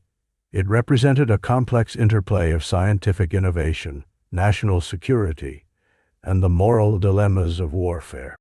At the onset of World War II, there were grave concerns about the possibility that Nazi Germany might develop nuclear technology first. In this climate of fear, the United States took extraordinary steps to ensure that its own efforts remained hidden from both the public eye and enemy forces. The implications of such a powerful weapon falling into the wrong hands were too catastrophic to contemplate, prompting a level of confidentiality that would define the project. To maintain secrecy, the government created a network of covert locations and research facilities across the country. The primary site, Los Alamos in New Mexico, was chosen for its remote location, surrounded by mountains that offered natural camouflage. Scientists and workers who were part of this massive enterprise were often unaware of the full scope of the project. Individuals were given only the information necessary for them to perform their specific roles, a practice that not only safeguarded the overall mission, but also created an atmosphere of mystery and speculation. Communication was another critical element of the secrecy. The project's leaders, including figures like J. Robert Oppenheimer and General Leslie Groves, implemented strict protocols regarding information sharing. Most correspondence was conducted through secure channels, and the use of code names became commonplace. Even within the ranks of the project, discussions about tasks were often shrouded in euphemisms. For example, terms like the gadget referred to the atomic bomb itself, a clever way to discuss their work without revealing the true nature of their endeavors. Another layer of security was executed through the recruitment process. The government employed various strategies to carefully select individuals for the project, often choosing scientists based on their backgrounds in physics and engineering, but with a keen eye for discretion. Many recruits were assured of their contributions to the war effort, while the specifics of the project were withheld to protect against leaks. This selective approach allowed the project to build a team of highly skilled individuals, while keeping most exposure to a minimum. As the project expanded, the need for more resources led to the establishment of additional sites, such as Oak Ridge, Tennessee, and Hanford, Washington. These sites were crucial for different phases of the bomb's development, from uranium enrichment to plutonium production. Each site operated under strict secrecy, with a common understanding that the details of their work were a matter of national security. News about these developments remained obscured from public knowledge, aided by a government that was skilled at controlling the narrative. The Manhattan Project's managers also understood the importance of public perception. They maintained a careful distance from the media to avoid scrutiny. Efforts to create a distraction from the project included highlighting other advancements within the military, such as innovations in radar technology and conventional weapons. By providing the public with alternate focal points, the project leaders could operate in the shadows while ensuring that the real effort would not attract unwanted attention. Moreover, measures were taken to keep the project insulated from academic circles. Many scientists working on nuclear research were asked to sign confidentiality agreements, binding them to keep any aspect of their work secret even after the war. Such agreements were not characteristic of typical research practices, emphasizing the extraordinary nature of what was being undertaken. The tight-knit community knew that any leak could result in dire consequences, not only for themselves, but also for the future of their country. As the project matured, the moral implications of its purpose weighed heavily on many of its contributors. Despite the prevailing attitudes towards war, the prospect of unleashing unprecedented destruction raised ethical questions. Conversations on the responsibilities of scientists in warfare began to emerge, yet such discussions were inherently limited by the overall secrecy. Those involved had to compartmentalize their work from their personal beliefs, grappling with the profound weight of their contributions, without awareness of the full ramification. In a bid to maintain this secrecy, the Manhattan Project utilized various forms of surveillance and counterintelligence. Instances of espionage during the war highlighted the lengths to which enemy nations would go to uncover vital information. The project was aware of these threats and took preventive measures, including securing their facilities against spying and closely monitoring communication channels for any signs of illicit activity. Despite these efforts, the veil of secrecy surrounding the Manhattan Project was shattered on August 6 and 9, 1945, when the two atomic bombs were dropped on Hiroshima and Nagasaki. The world would subsequently learn about the project's existence and its catastrophic output. In retrospect, while the secrecy surrounding the Manhattan Project ensured an American advantage during a critical time, it also led to a continuous debate about the ethical lines crossed in the name of national security. As the event unfolded, the very revelation of such an existence sparked conversations about transparency in government operations, the role of scientists in warfare, and the unforeseen consequences of technological advancement. The legacy of the project remains a powerful testament to the delicate balance between innovation and ethical responsibility, a narrative shaped by secrecy, urgency, and a profound redefining of modern warfare. Project ECHELON, initiated in the late 20th century, represents a critical development in global surveillance, showcasing the evolution of technology and its impact on privacy. Originally established by the United States, along with partners such as the United Kingdom, Canada, Australia, and New Zealand, ECHELON serves as a sophisticated system designed to intercept and analyze communications from around the globe. Imagine a vast network of satellites orbiting above, equipped with highly advanced technology capable of capturing various forms of communication. This includes not just phone calls, but also faxes, emails, and even internet data transmissions. The project's goal is to monitor potential threats to national security, but its implications stretch far beyond its intended purposes. At the heart of Project ECHELON lies the ability to filter massive quantities of data. The system is designed to sort through millions of communications every day, looking for patterns, keywords, or specific phrases that might indicate a threat. This is not a manual task. Sophisticated algorithms and artificial intelligence play a significant role in analyzing the data collected. For instance, if a conversation includes terms typically associated with terrorism, the system flags it for further investigation. However, the scale of ECHELON raises important questions about privacy and civil liberties. While it operates with the intent to protect citizens from harm, the potential for overreach is significant. The idea that personal conversations may be monitored without knowledge raises concern. Consider, for example, how many times we casually discuss sensitive personal matters over the phone or an email. The fact that these exchanges could be intercepted prompts a revaluation of what privacy means in the modern age. The origins of Echelon can be traced back to the Cold War, a time when the need for intelligence gathering was paramount. Initially, it focused on monitoring military communications and intelligence operations. However, as technology advanced, so did the scope of the project. The emergence of the Internet and mobile communication in the 1990s meant that communications became more complex and widespread. As a result, Echelon had to adapt, developing new methods to capture this digital data. Given its capabilities, Echelon has been utilized in various contexts beyond national security. Law enforcement agencies may leverage its power to track down criminal activities, leading to debates about the balance between public safety and individual rights.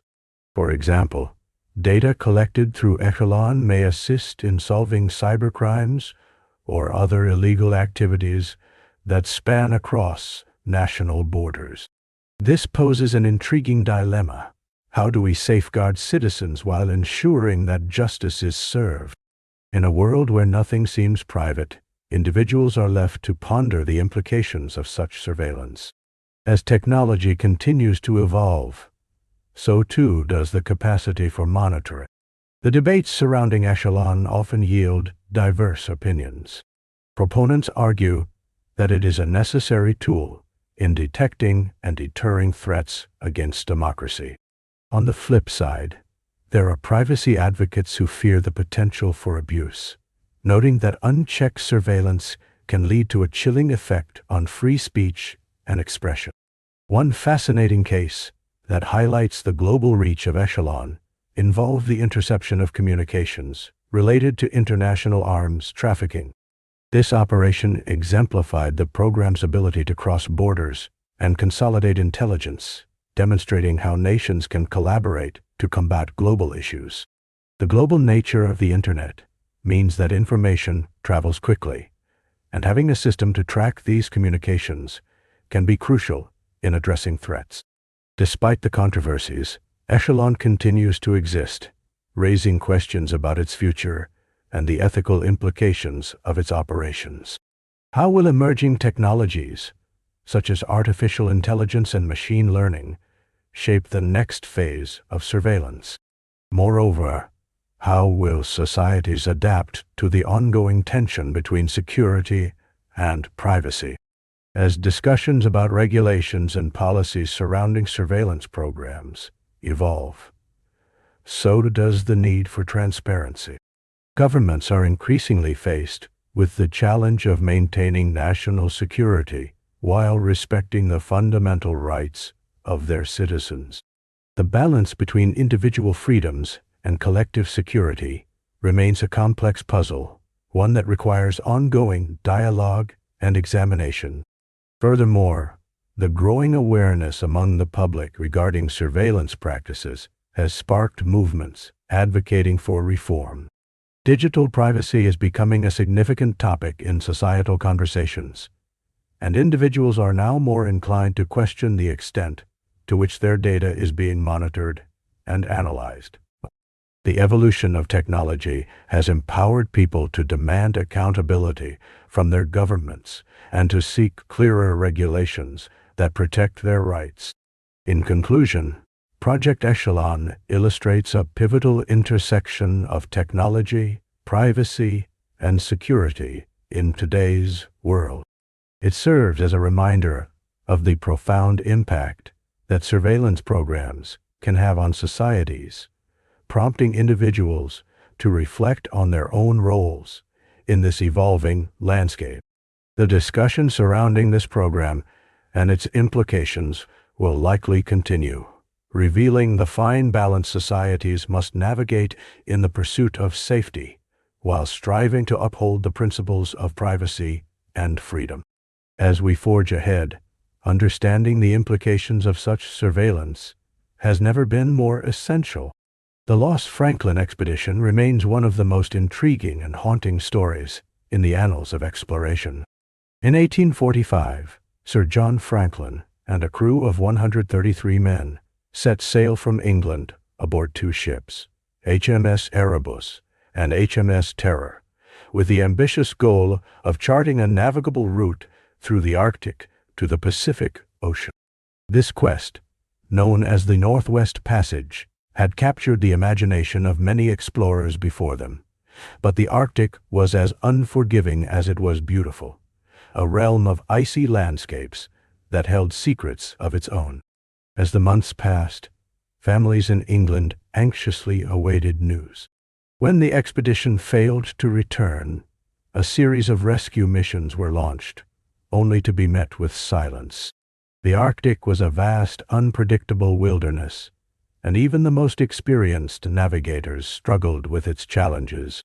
In the years that followed, searches revealed chilling remnants of the lost expedition, abandoned ships trapped in ice, lifeboats filled with unsorted supplies, and most hauntingly, human remains scattered throughout the landscape.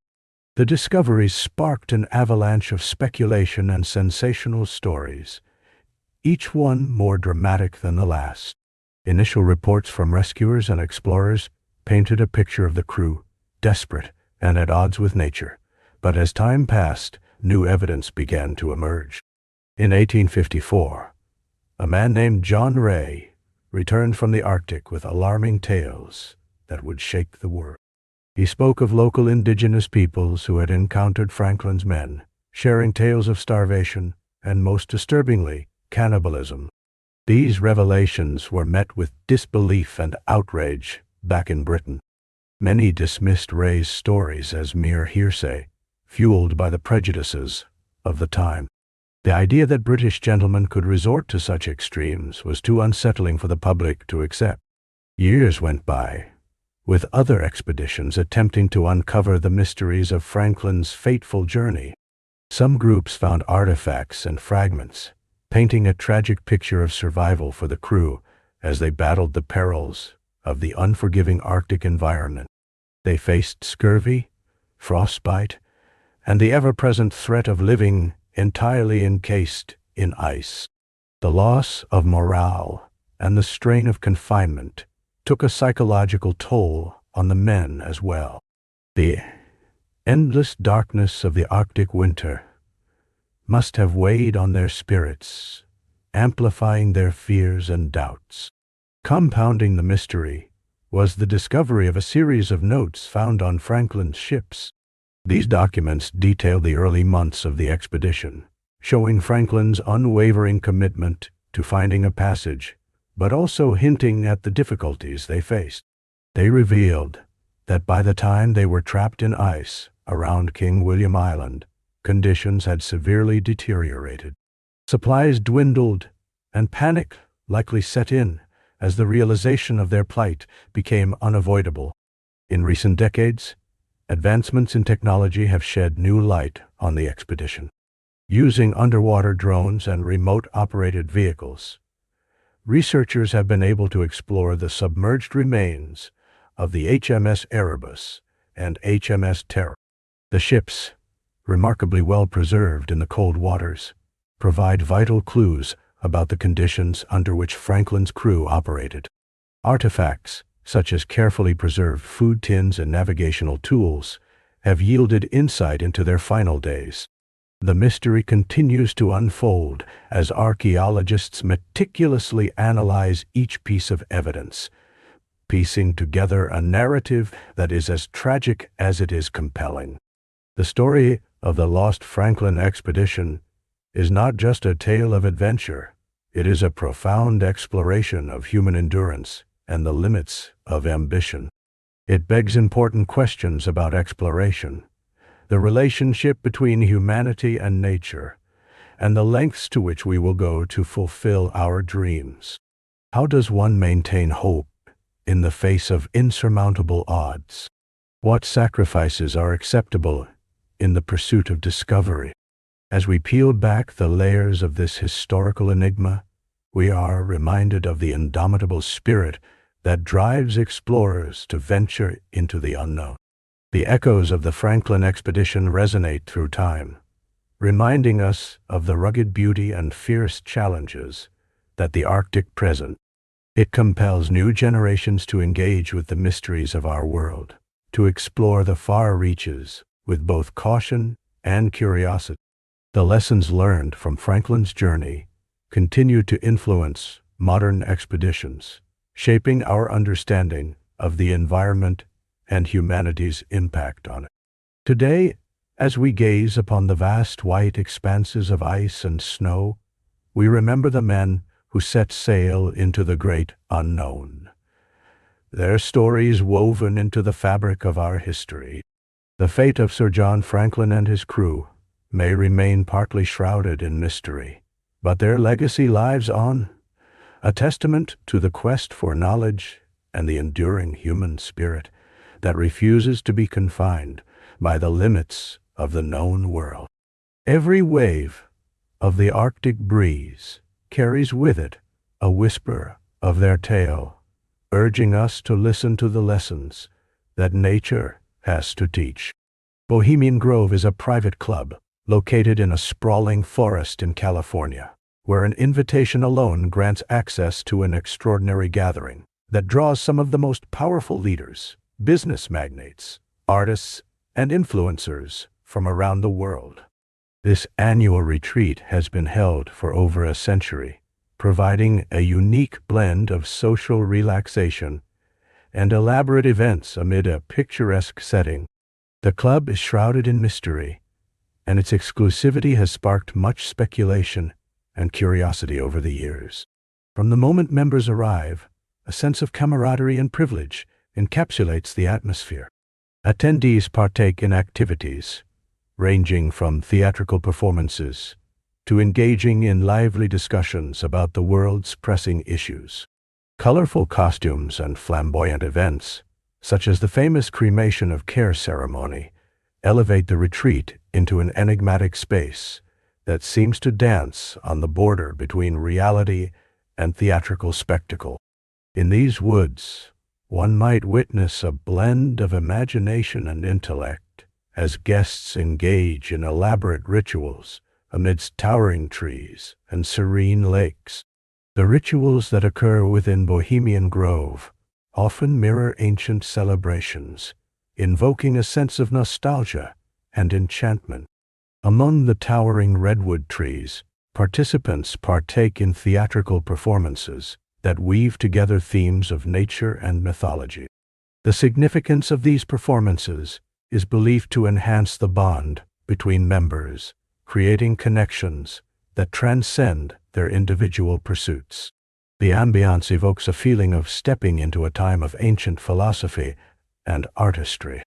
Interesting conversations can often be overheard as attendees share insights and ideas that shape industries, politics, and culture. With such a diverse assembly of high-profile individuals, it is no wonder that the Grove serves as a backdrop for networking and collaboration. Everyone from presidents and prime ministers to captains of industry finds common ground here in ways that extend well beyond traditional business meetings. The exchange of ideas is rich, drawing from experiences that span continents and cultures. Throughout the years, many have speculated about the true nature of the discussions held within these secluded woods. Whispers of powerful allegiances and backroom dealings flourish, fueling theories about long-term plans that could influence global events. As the sun sets and embers glow from the fireside, conversations shift towards future endeavors and aspirations, punctuated by laughter and the clink of glasses. Each moment seems to blend into an understanding that transcends ordinary political discourse.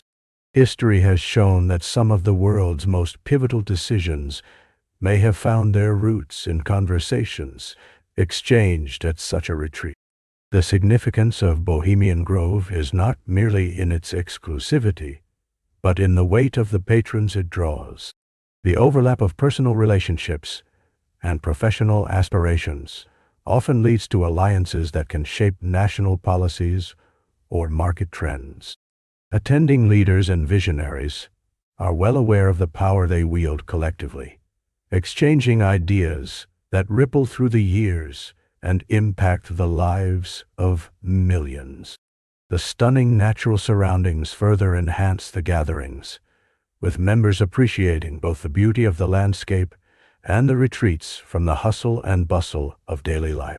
The rich greenery and peaceful ambience serve as a backdrop for relaxation and rejuvenation, allowing powerful minds to reflect.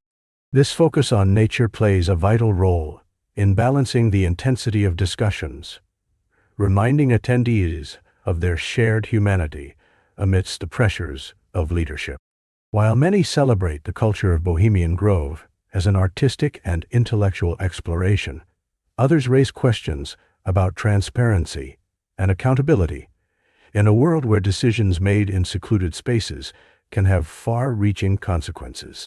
The allure of secrecy and intrigue invites scrutiny, compelling those outside the grove to wonder what truly transpires behind its closed doors. Is it merely a gathering of like-minded individuals? Or is it an assembly where the threads of power are woven into the fabric of international dialogue? While the Grove's exclusivity provides an elevated experience for its members, it also presents a dilemma about access and perception. For those on the outside looking in, the opportunity for engagement with such high-profile individuals may seem unattainable. This intrigue fosters a sense of wonder, blending curiosity with a dash of speculation. Members often leave invigorated, their minds racing with possibilities, while the outside world remains captivated by the shroud of secrecy that envelops this retreat. As the sun rises over the trees and the sounds of nature fill the air, the retreat concludes, leaving attendees refreshed and ready to re-enter their respective realms of influence. The legacy of Bohemian Grove not only lies in the moments spent within its confines, but in the enduring relationships and ideas that sprout forth when powerful minds collide. The whispers of the past may echo through the forest long after the attendees have departed, weaving stories of ambition and dreams into the collective consciousness of society. In essence, Bohemian Grove stands as a testament to the intersection of creativity, intellect, and power, inviting speculation and admiration from those outside its boundaries. It's a sanctuary where imagination meets reality, and the exchange of ideas melds with the rhythmic pulse of nature. As we ponder the impact of such meetings, we are reminded of the intricate web of influence that binds individuals together, shaping our world in ways both seen and unseen. The dance of power continues both within and beyond the towering trees, as the echoes of past gatherings linger in the air, waiting for the next assembly of brilliant minds. The Katyn Massacre is one of those haunting chapters of history that, despite its deep impact, has been obscured by years of silence and misinformation. This tragic event unfolded during World War II and is a stark reminder of the brutality that can arise from geopolitical tensions. The massacre occurred in 1940 and involved the mass execution of Polish military officers and intelligentsia. In the spring of 1940, as the tides of war engulfed Europe, the Soviet Union found itself in a position of power and ambition. With Poland invaded by both the Nazis from the west and the Soviets from the east, in September 1939, the fate of many Polish citizens became intertwined with the complex politics of the time. Among those caught in this tragedy were approximately 22,000 Polish officers, political leaders, and intellectuals who had been taken prisoner by the Soviet army. As the soldiers were held captive in various camps, the Soviet regime, under Joseph Stalin's leadership, saw them not just as prisoners, but as threats. The fear was that these men, trained and educated, could rise against Soviet authority or inspire resistance among the Polish population. The decision to eliminate this perceived threat was made at the highest levels of the Soviet government, and in the spring of that year, the fateful order was issued. The most infamous site of the massacre was the Katyn forest, near Smolensk, where mass graves would later be discovered, containing the bodies of thousands of Polish officers. These men were executed systematically, shot in the back of the head, a chilling method that underscores the cold efficiency of this brutal act. The Soviets initially sought to conceal their actions, attributing the responsibility for the murders to the Nazis. This narrative would shape perceptions for decades to come. In the aftermath of World War II, the truth about the Katyn massacre began to emerge, yet the Soviets remained adamant in their denial. The tragedy became a focal point of propaganda, with the Soviets accusing the Nazis of the crime. This denial was not merely about lying. It was about controlling the narrative surrounding the Soviet Union's actions during the war and shaping its image on the global stage. The Katyn massacre emerged at a time when the Cold War was beginning to solidify, creating further confusion and conflict. The Soviet Union's denial was a significant factor in its relations with the West, particularly with Poland. The Polish government in exile was a vocal advocate for truth, but their cries were often drowned out by the Soviets' influence over international narratives, leading many to accept the Soviet version of events. Western powers, eager to maintain the alliance with the USSR against Nazi Germany, were often reluctant to pursue the truth too aggressively, fearing it might disrupt the fragile balance of power. For decades, the families of the victims lived in limbo, grappling with the pain of loss and the denial of justice. While some reports surfaced over the years, they were often met with skepticism or suppressed altogether. The true nature of the Katyn massacre remained a closely guarded secret, overshadowed by the broader context of the war and the evolving political landscape. It was not until the late 1980s, during the period of glasnost, led by Mikhail Gorbachev, that the Soviet government began to reassess some of its historical narrative. In 1990, the Soviet Union officially acknowledged its responsibility for the slaughter. This acknowledgement was an overdue step towards reconciling with the past, but it did not erase the decades of denial and concealment that had previously enveloped this event. The reveal of the truth brought a wave of emotions: grief for the lost lives, anger at the lies that had persisted for so long, and a sense of betrayal felt by many in Poland. The massacre is often discussed in conjunction with the broader context of Soviet actions in Eastern Europe, where repression, fear, and the suppression of truth were rampant. Reflection on the Katyn massacre reminds us of the importance of historical memory and the need to confront uncomfortable truths.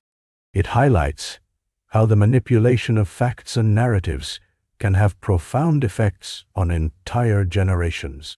The struggle for acknowledgement and justice from oppressive regimes illustrates the resilience of those who seek truth and accountability, continuing to influence contemporary discussions about state-sponsored violence and human rights. In everyday discussions about history and justice, the Katyn massacre serves as a reminder of the human capacity for both cruelty and compassion. History is often written by the victors, but the thirst for truth and acknowledgement of past wrongs continue to fuel the quest for justice, making Katyn not just a historical event, but a continuing legacy that demands remembrance and reflection. As we look to the future, the lessons of Katyn persist.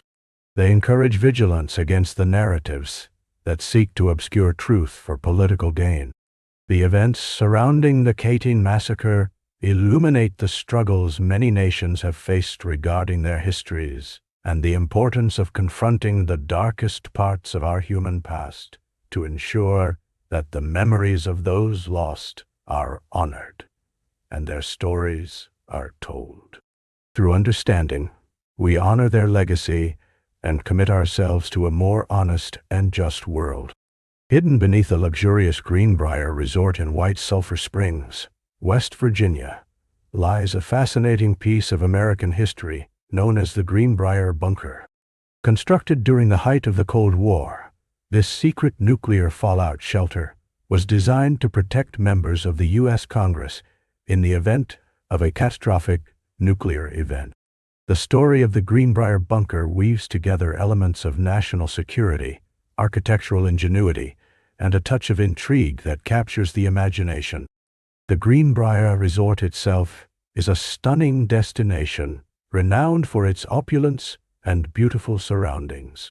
However, few of its visitors would suspect that directly beneath their feet lies a sprawling facility designed to serve as a fortress in the face of nuclear threat.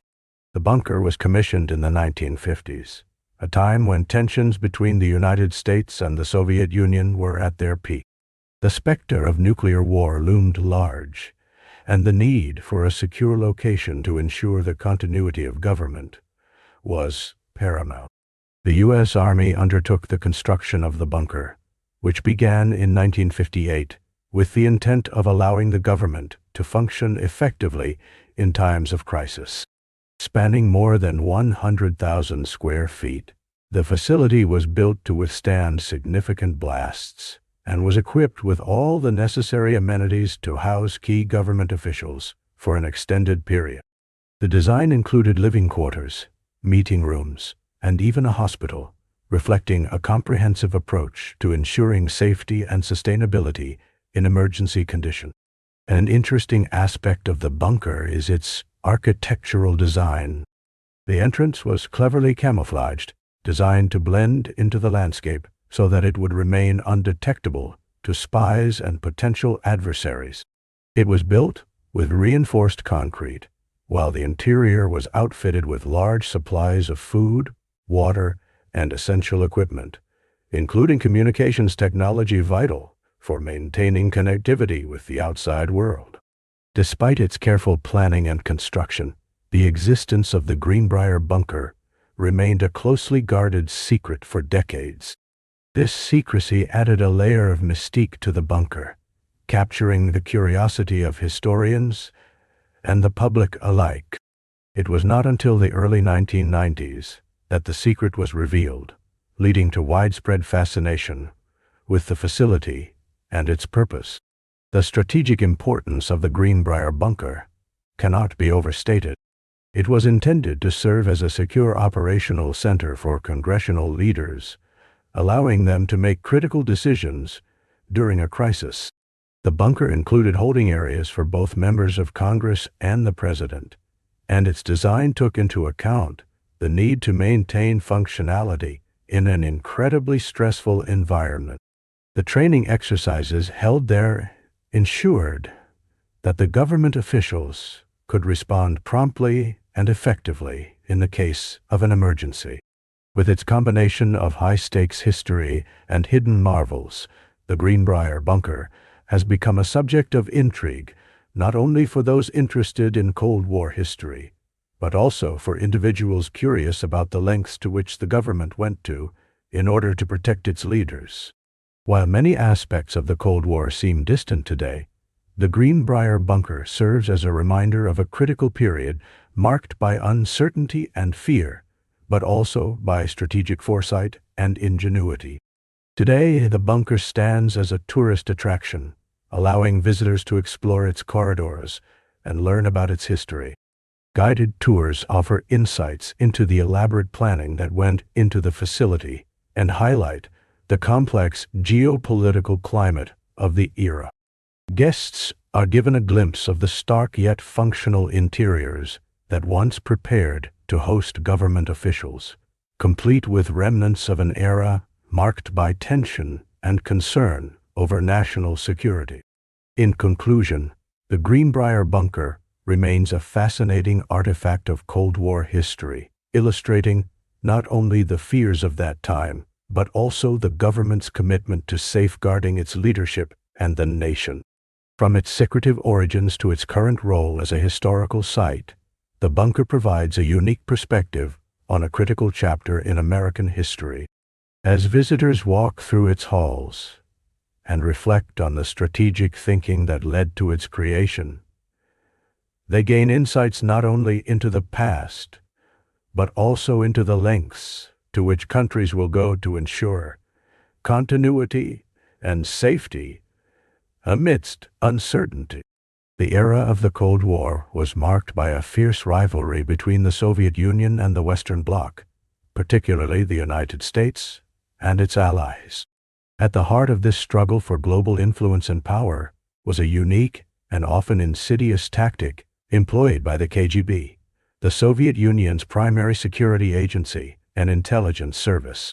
These tactics revolved around disinformation campaigns, a strategic use of false information designed to manipulate perceptions and influence political discourse in Western countries. Disinformation is a calculated deceit, crafted with precision to sway opinions, create confusion, and foster distrust among nations. The KGB recognized that controlling narratives was as critical as military might or economic power. By disseminating misleading information, they aimed to undermine the credibility of Western governments and to rally support for Soviet policies. One of the KGB's early operations focused on the perception of the United States' involvement in the Vietnam War. The agency disseminated specific narratives portraying the U.S. as an aggressor and the war as an imperialistic endeavor. This disinformation was not merely about tarnishing the reputation of the United States. It was about fostering dissent and anti-war sentiments among the American public and in other Western countries. Propaganda was carefully crafted and inserted into various media channels, including newspapers and pamphlets, intending to sway public opinion and incite protests against the war. Another notable instance of disinformation involved the KGB manipulating the narrative surrounding political events in Western Europe. For instance, during the 1976 election in the United States, the KGB sought to amplify existing tensions around race and civil rights. They spread rumors and false news stories aimed at deepening divisions within American society. By exploiting societal fault lines, the KGB hoped to weaken internal cohesion and distract the populace from external threats. The KGB also engaged in more elaborate schemes, one of which was the infamous Operation Infection. This operation was distinguished by the dissemination of false medical information, suggesting that the AIDS virus was a bioweapon developed by the United States in a laboratory. The intention was to create distrust in American scientists and to paint the U.S. as a country willing to experiment on its own populace and beyond. This narrative was complex, requiring coordination with various organizations and individuals to appear credible and gain traction. The ramifications of such a message were significant, leading to increased stigma towards those suffering from the disease. The much-discussed Soviet disinformation campaigns were not confined to merely creating false narratives. They also sought to exploit genuine fears and concerns. The KGB often capitalized on issues such as nuclear proliferation or economic instability to promote their agenda. During the height of the Cold War, fears surrounding nuclear threat were palpable. The KGB inserted false reports into discussions about nuclear programs, claiming that certain nations were engaging in secretive programs that endangered global security. This manipulation of fears extended the KGB's reach, allowing them to label Western nations as hypocritical, as their own actions were often hidden behind a veil of classified projects. The KGB's operations were not limited to the written word. They also took advantage of technological advancements to magnify their reach. For instance, television became an essential tool for spreading disinformation. By creating fake news segments that mimicked legitimate broadcasts, the KGB was able to reach vast audiences and present its messages in a compelling format. These broadcasts usually included dramatizations or expert testimonials that could easily mislead viewers, making their content all the more persuasive. The impact of these campaigns often resonated far beyond immediate political gain. The long-lasting effects of the KGB's disinformation tactics led to a culture of paranoia and skepticism. In many cases, these operations were designed to sow distrust, not only against opposing governments, but also within the fabric of societies themselves. This was particularly evident in cases where the KGB sought to amplify conspiracy theories about politicians, governments, and societal institutions, feeding a climate of suspicion. Interestingly, the KGB's tactics were not immune to countermeasures. The West began recognizing the profound impact of these disinformation campaigns and initiated their own strategies to combat false narratives. The introduction of intelligence agencies focused on psychological operations emerged as a response, increasing the need for targeted messaging and counter-disinformation efforts. As the Cold War drew to a close, the techniques developed and refined during this period found new applications in an ever-evolving information landscape. The lessons learned from these campaigns laid the groundwork for understanding modern disinformation tactics, where the rise of the Internet and social media has allowed for rapid dissemination of information, both true and false. Ultimately, the KGB's disinformation campaigns serve as a powerful reminder of the potency of information in shaping public perception and political reality. They exemplify the lengths to which nations may go during times of conflict to achieve their goals, revealing complex layers of engagement in the arena of global politics that resonate to this very day. In studying these historical narratives, we uncover not just the strategies of manipulation, but also the resilience of human society in deciphering truth from falsehood amidst the chaos of competing narratives. This intricate dance of information, deception, and influence underscores the importance of critical thinking and vigilance in our consumption of information, a lesson that remains ever relevant in today's rapidly evolving world. Operation Midnight Climax was a covert program established by the CIA during the mid-20th century.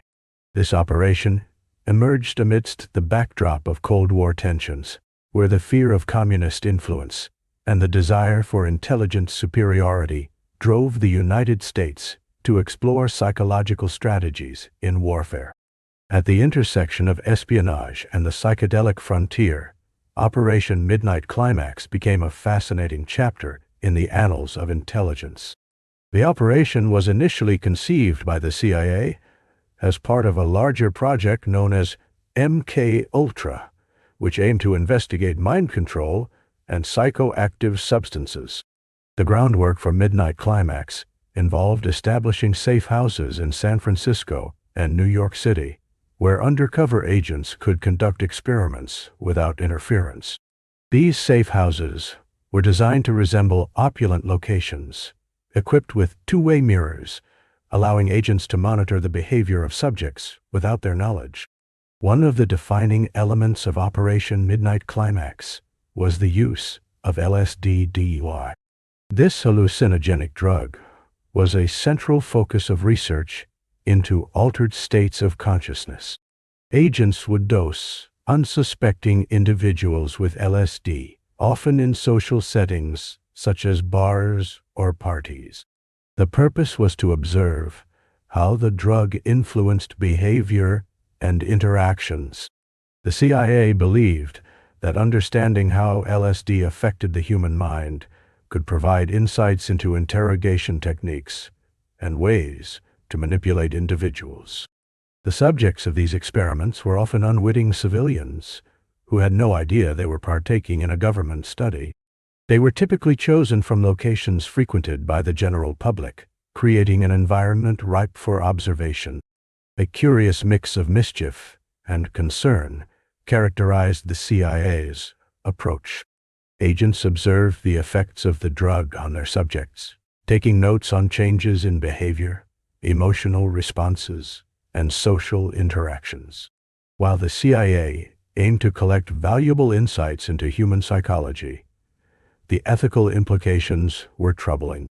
The lack of informed consent and the disregard for individual autonomy raised significant moral questions. Many of the individuals subjected to these experiments experienced distressing psychological effects without any follow-up care or debriefing. This produced a chilling realization about the experiments conducted in the name of national security. Interestingly, the experiments also showed how unexpected circumstances could shape outcomes. In one instance, a particular safe house attracted individuals who were engaging in clandestine activities. This unplanned element led to unintentional knowledge about individuals involved in criminal networks. The CIA found itself acquiring insights not aligned with its original intent. The confounding nature of human interactions complicates the predictability of psychological experimentation. The program operated for several years, primarily throughout the 1950s and 1960s, before it was eventually shut down. In the wake of growing public awareness and criticism of such covert tactics, Operation Midnight Climax became a focal point of controversy regarding government oversight and ethical standards in intelligence operations.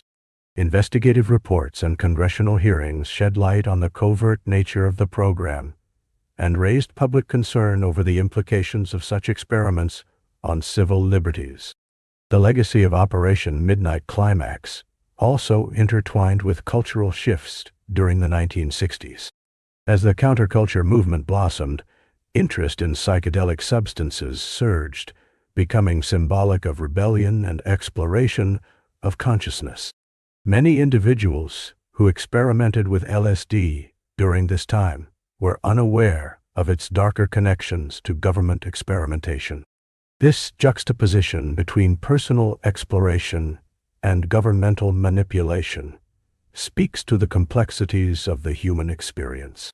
The CIA ultimately concluded that the potential benefits of such covert experiments did not outweigh the significant risks, both ethically and politically. A growing emphasis on human rights and the right to consent began to shift the framework within which intelligence agencies operated. As accountability became a necessity in the wake of public scrutiny, the methods employed during Operation Midnight Climax were increasingly viewed as antiquated and destructive. In retrospect, Operation Midnight Climax stands as a reminder of a turbulent era marked by fear, experimentation, and moral ambiguity. It serves as a critical case study in the realm of ethics in research, government surveillance, and human rights.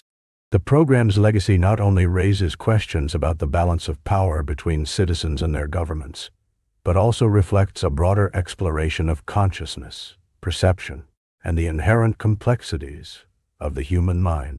The shadows of the past continue to inform discussions about individual autonomy, privacy, and the rights of the individual in the face of a powerful governing body. The narratives born from these experiences encourage a deep reflection on the nature of control, freedom, and the consequences of unchecked ambition in the pursuit of knowledge. In November of 1971, an extraordinary event took place that captured the imagination of the public and became one of the most enduring mysteries in the history of aviation. It all began on a rainy afternoon when a man known only as D.B. Cooper stepped aboard Northwest Orient Airlines Flight 305 in Portland, Oregon. This was a routine flight, scheduled to travel to Seattle, Washington. Little did anyone know that this flight would become a historical moment marked by intrigue and speculation. D.B. Cooper, described as a middle-aged man wearing a suit and tie, approached the flight attendant shortly after the plane took off. With a calm and collected demeanor, He handed her a note that revealed his intentions. Initially, she thought it was just a proposition for a date, but as she glanced at the note, she realized it contained a far more serious message. Cooper had a bomb, and he was demanding the pilot divert the flight to Mexico.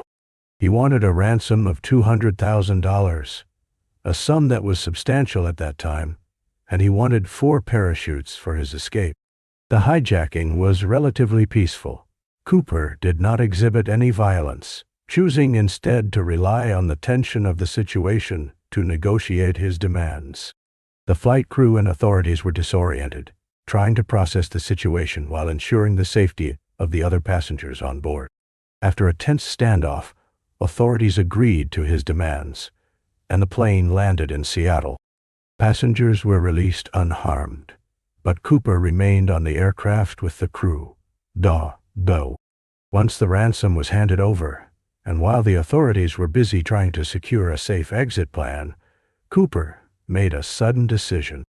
He instructed the crew to take off again, now with a limited number of passengers on board. They ascended to a lower altitude, a strategic choice that would play a crucial role in his subsequent escape.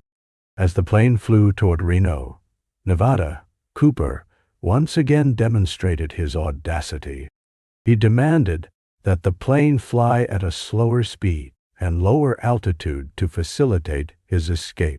But here's where things took a dramatic turn. With the crew's attention diverted, and the plane in flight over rugged terrain, D.B. Cooper opened the rear stairway door of the aircraft. With a parachute strapped to his back and hundreds of thousands of dollars in cash, he leaped into the night sky, disappearing into the clouds below. The flight crew could only speculate on what happened next. As they landed safely in Reno, they realized Cooper was gone, leaving only questions in his wake. Law enforcement sprang into action, launching an exhaustive investigation. The FBI took charge of the case, attempting to piece together the clues that could lead them to the infamous hijacker. They scoured the area where Cooper was believed to have jumped, combing through trails, forests, and waterways. The search extended over several weeks, but no sign of him was ever discovered. The investigation became one of the longest and most expensive in FBI history, yet Cooper remained elusive. In the following years, numerous theories surfaced regarding D.B. Cooper's identity and fate. Some believed he was a seasoned skydiver who planned the hijacking meticulously. Others thought he might have been a frustrated ex-military man or someone facing personal difficulties.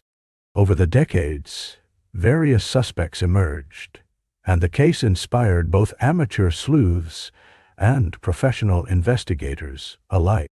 In 1980, nearly a decade after the hijacking, a boy playing near the Columbia River stumbled upon a weathered package containing 800 of the ransom money.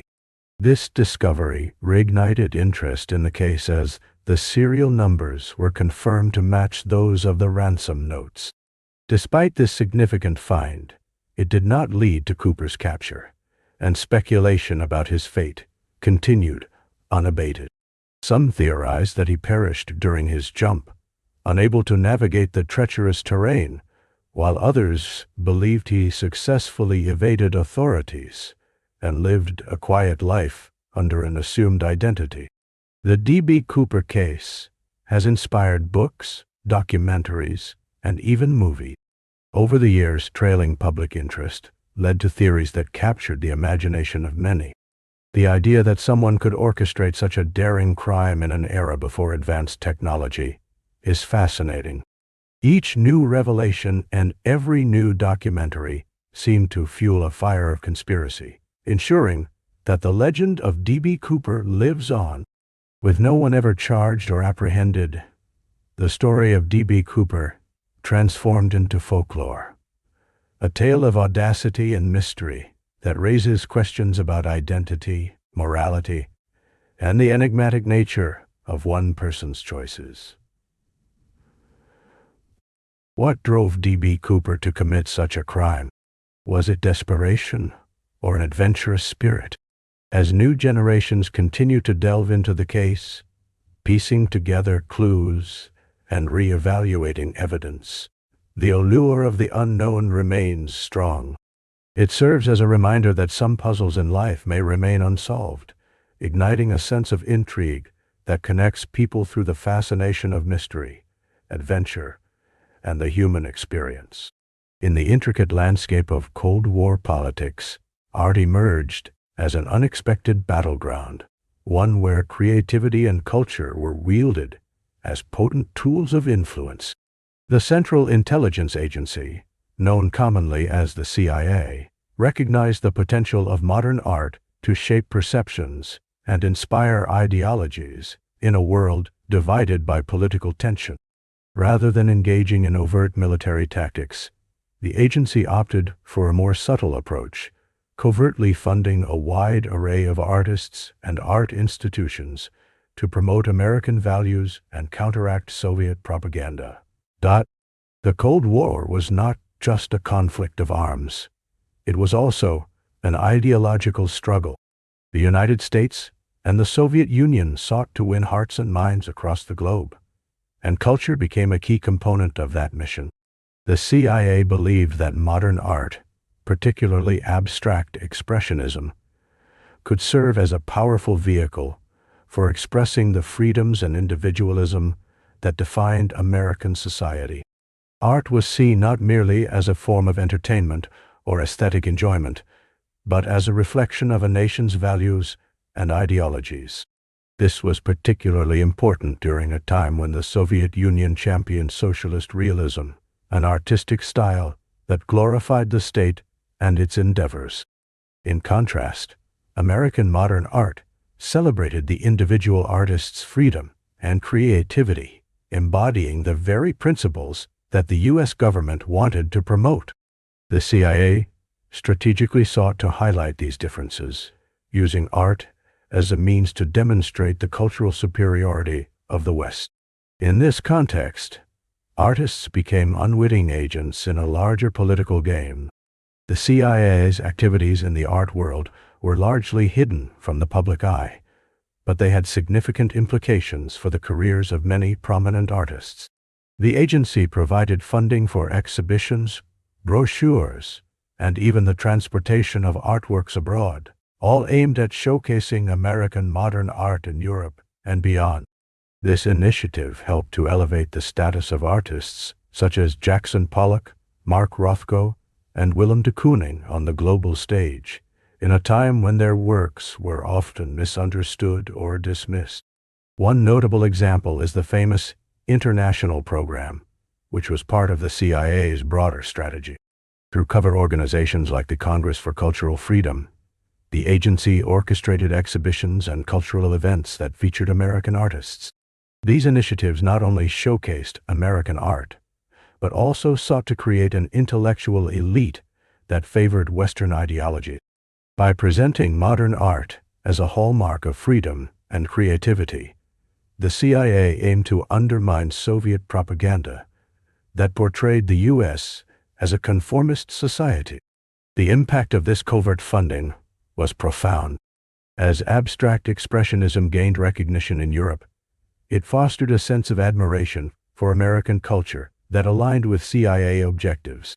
Art critics and intellectuals began to see American artists as leading figures in the avant-garde movement, a narrative that played directly into the hands of Cold War propaganda. The visual language of abstract expressionism, characterized by spontaneity and emotional depth, stood in stark contrast to the calculated rigidity of Soviet art. This art-focused initiative also extended to cultural programs that included music, literature, and even theater. The CIA organized concerts featuring American jazz musicians and literary events that highlighted American writers, all in the spirit of promoting cultural exchange and fostering a pro-Western sentiment. Jazz, with its roots in African American culture and its improvisational nature, symbolized the very freedom that the United States sought to represent on the global stage. While the use of art as diplomatic soft power may seem unconventional, it underscores the importance of culture in international relations. The CIA's involvement in art funding reveals how the interplay of creativity and politics can shape public perceptions and influence ideologies. As artists traversed the world under the auspices of American ideals, they became part of a grand narrative that positioned the United States favorably in the eyes of global audiences. In retrospect, the CIA's efforts to promote modern art played a significant role in transforming the art world itself. The legacy of this covert funding is still felt today, as the impact of those post-war years continues to resonate in contemporary art practices and discourses. The critical reception of American modern art shifted dramatically, and through the lens of the Cold War, it became an emblem of cultural resistance against the oppressive regimes of the Eastern Bloc. As we reflect on this chapter of history, it is essential to recognize that art can be both a personal expression and a tool of broader societal influence. The complexities of the relationship between politics and creativity remind us that the compelling narratives surrounding art extend far beyond the canvas, shaping our understanding of culture, identity, and international relations. The intersection of art and politics, evidenced by the CIA's engagement during the Cold War, serves as a reminder of the profound impact creative endeavors can have in the realms of ideology, propaganda, and national identity. In the end, art not only reflects society, but also has the power to forge or challenge narratives that define entire eras. Deep within the highly secretive and tightly controlled nation of North Korea lies a mysterious organization known as Room 39.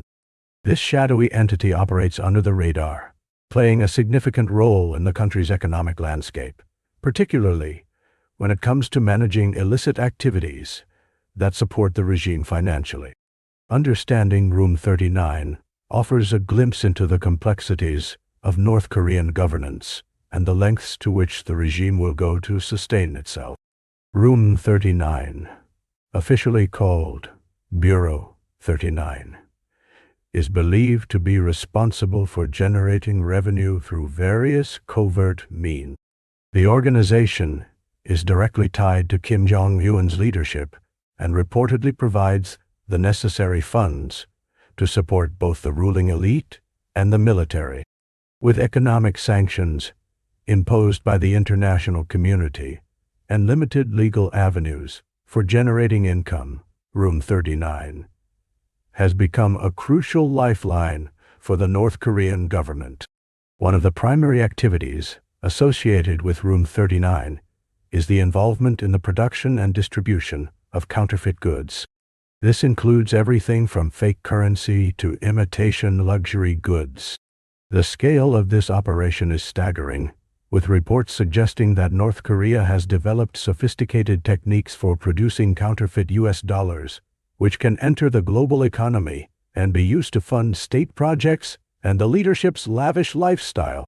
This operation not only bolsters the regime financially, but also undermines global economies, showcasing the intricate web of deception in which Room 39 operates.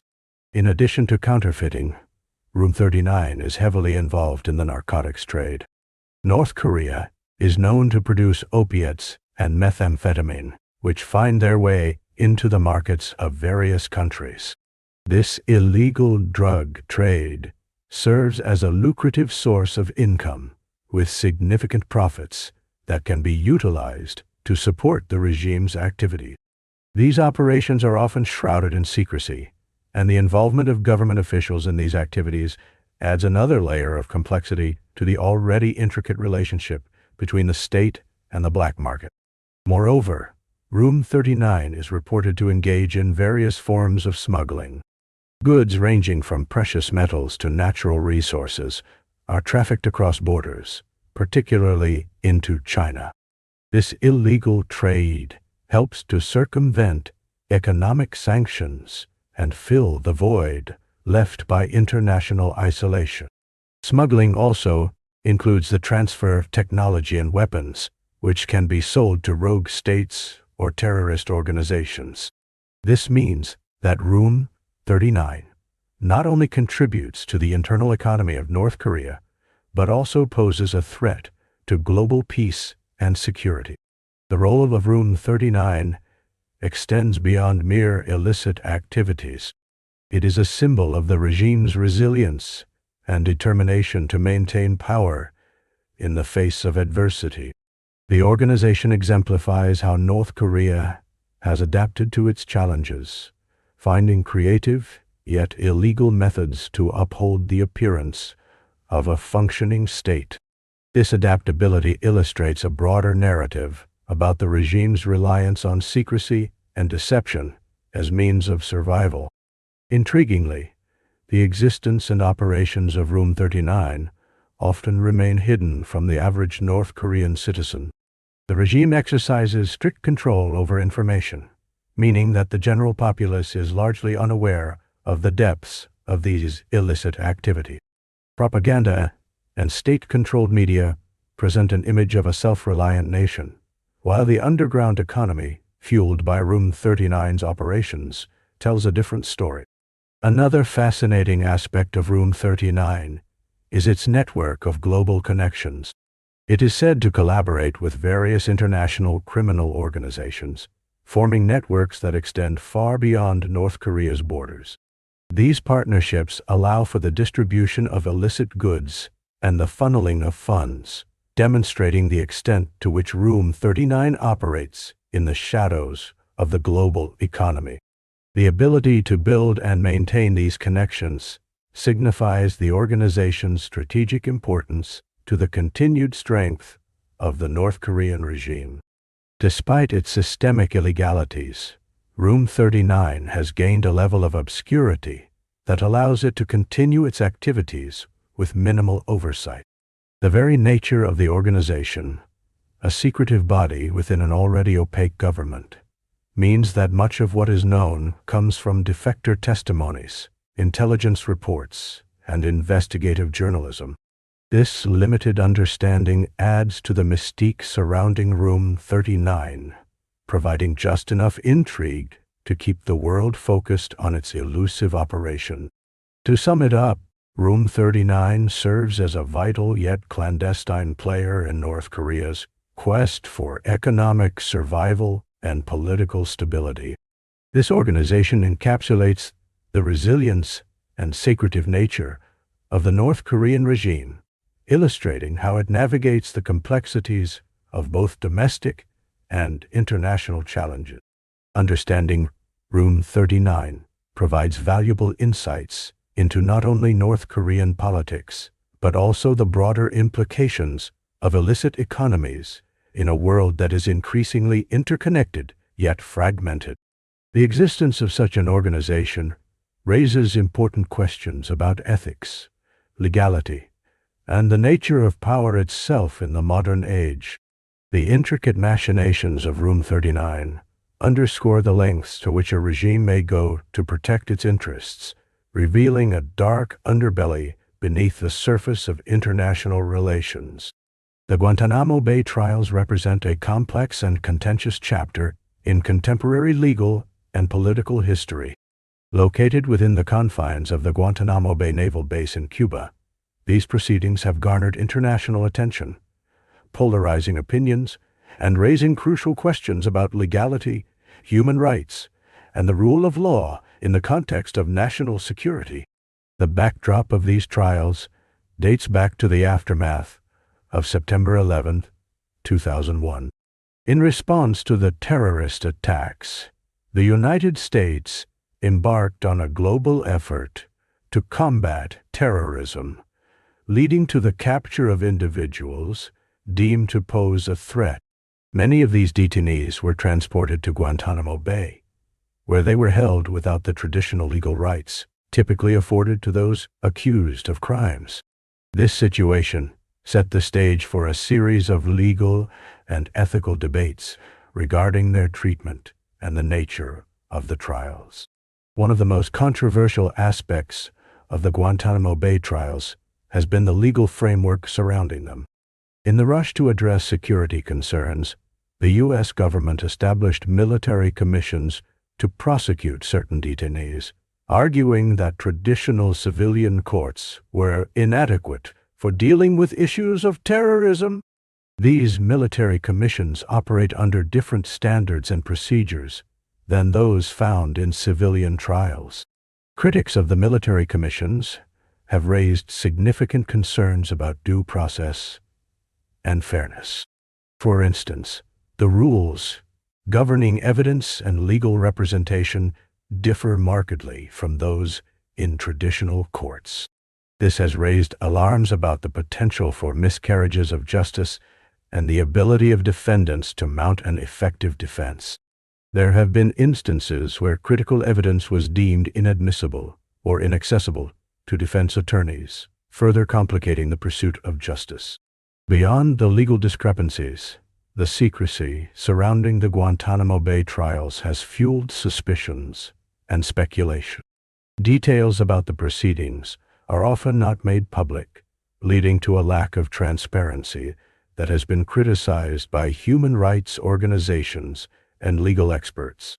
The closed nature of these trials has fostered an environment of distrust, as families of detainees and the global community seek clarity about the accusations, the evidence against individuals, and the ultimate conclusions drawn from these proceedings.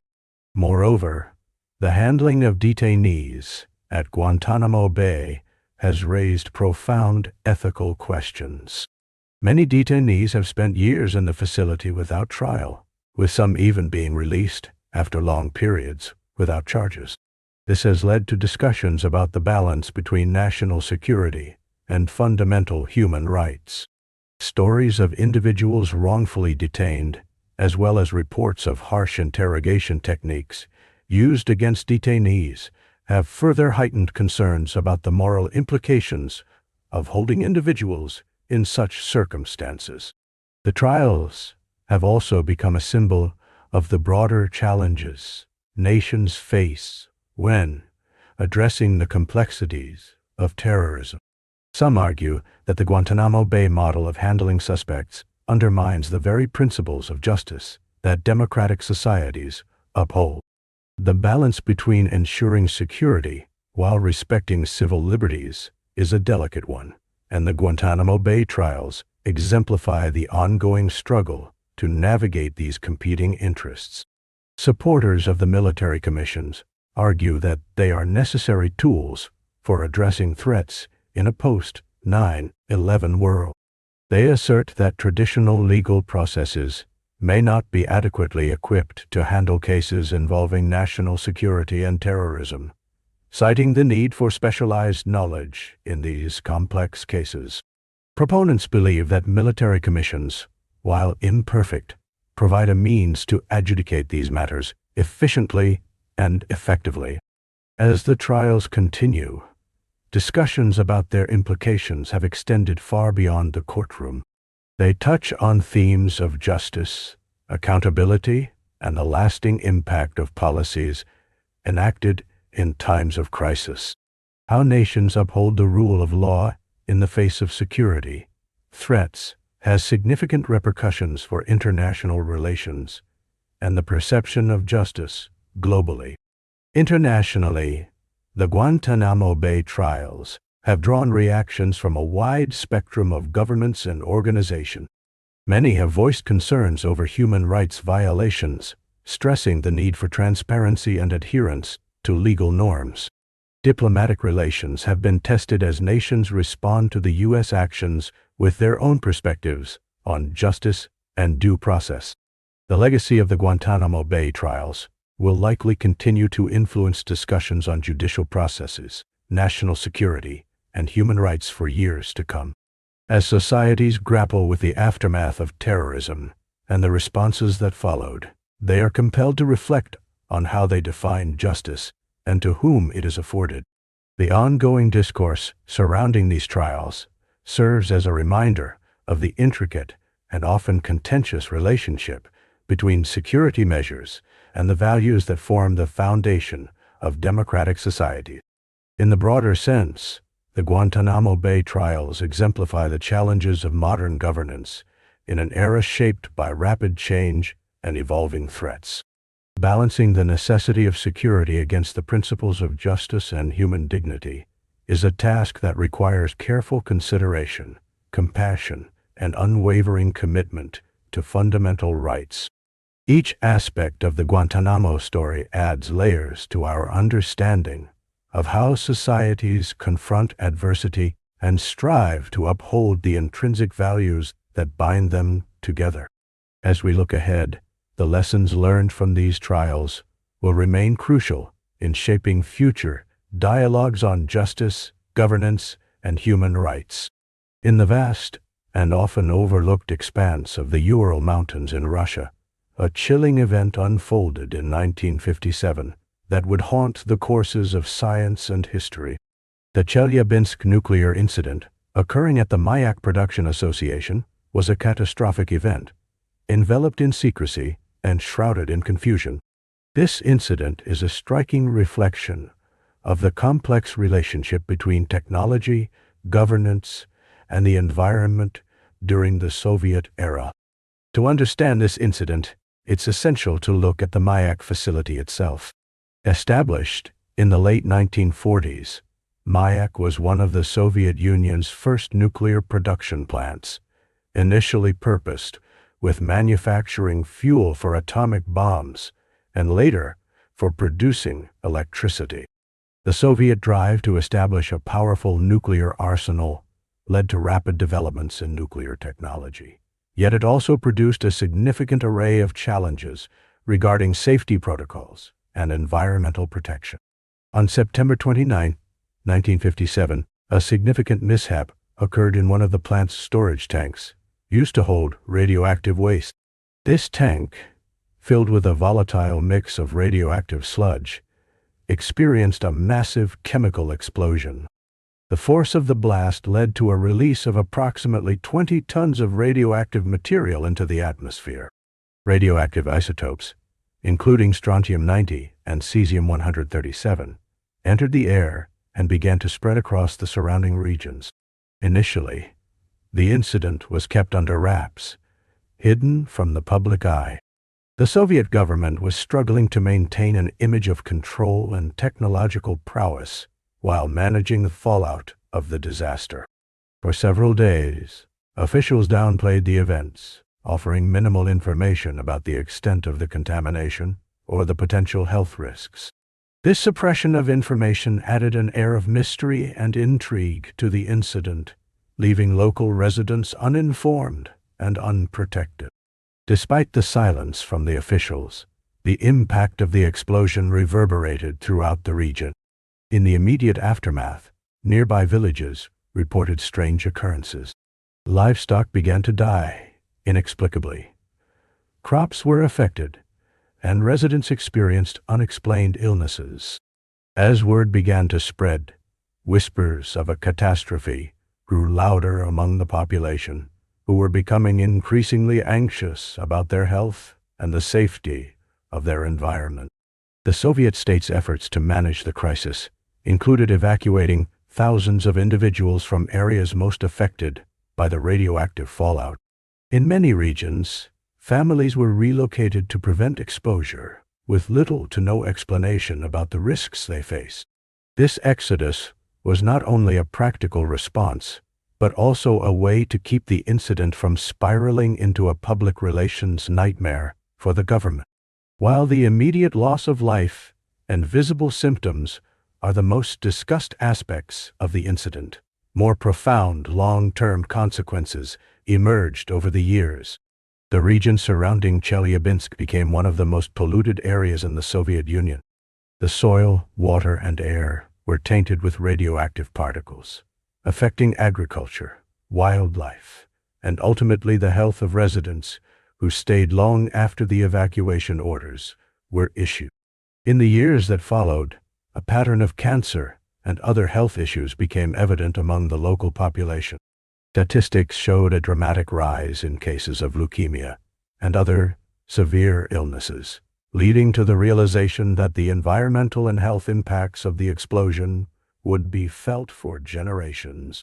Despite the overwhelming evidence of a public health crisis, transparency remained scarce as the Soviet government continued to control the narrative about radiation exposure and its dangers.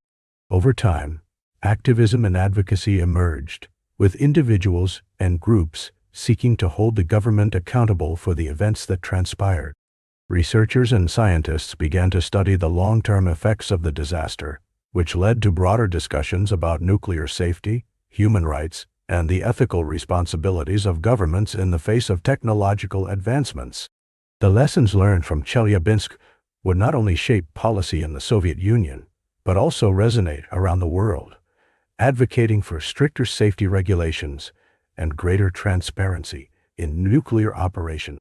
The Chelyabinsk nuclear incident serves as a stark reminder of the potent and perilous nature of nuclear technology. It highlights the intricate balance required between scientific advancement and public safety. As nations continue to wrestle with the implications of nuclear energy and weapons, the echoes of Chelyabinsk urge us to reflect on the choices made by governments and the far-reaching consequences those decisions can hold.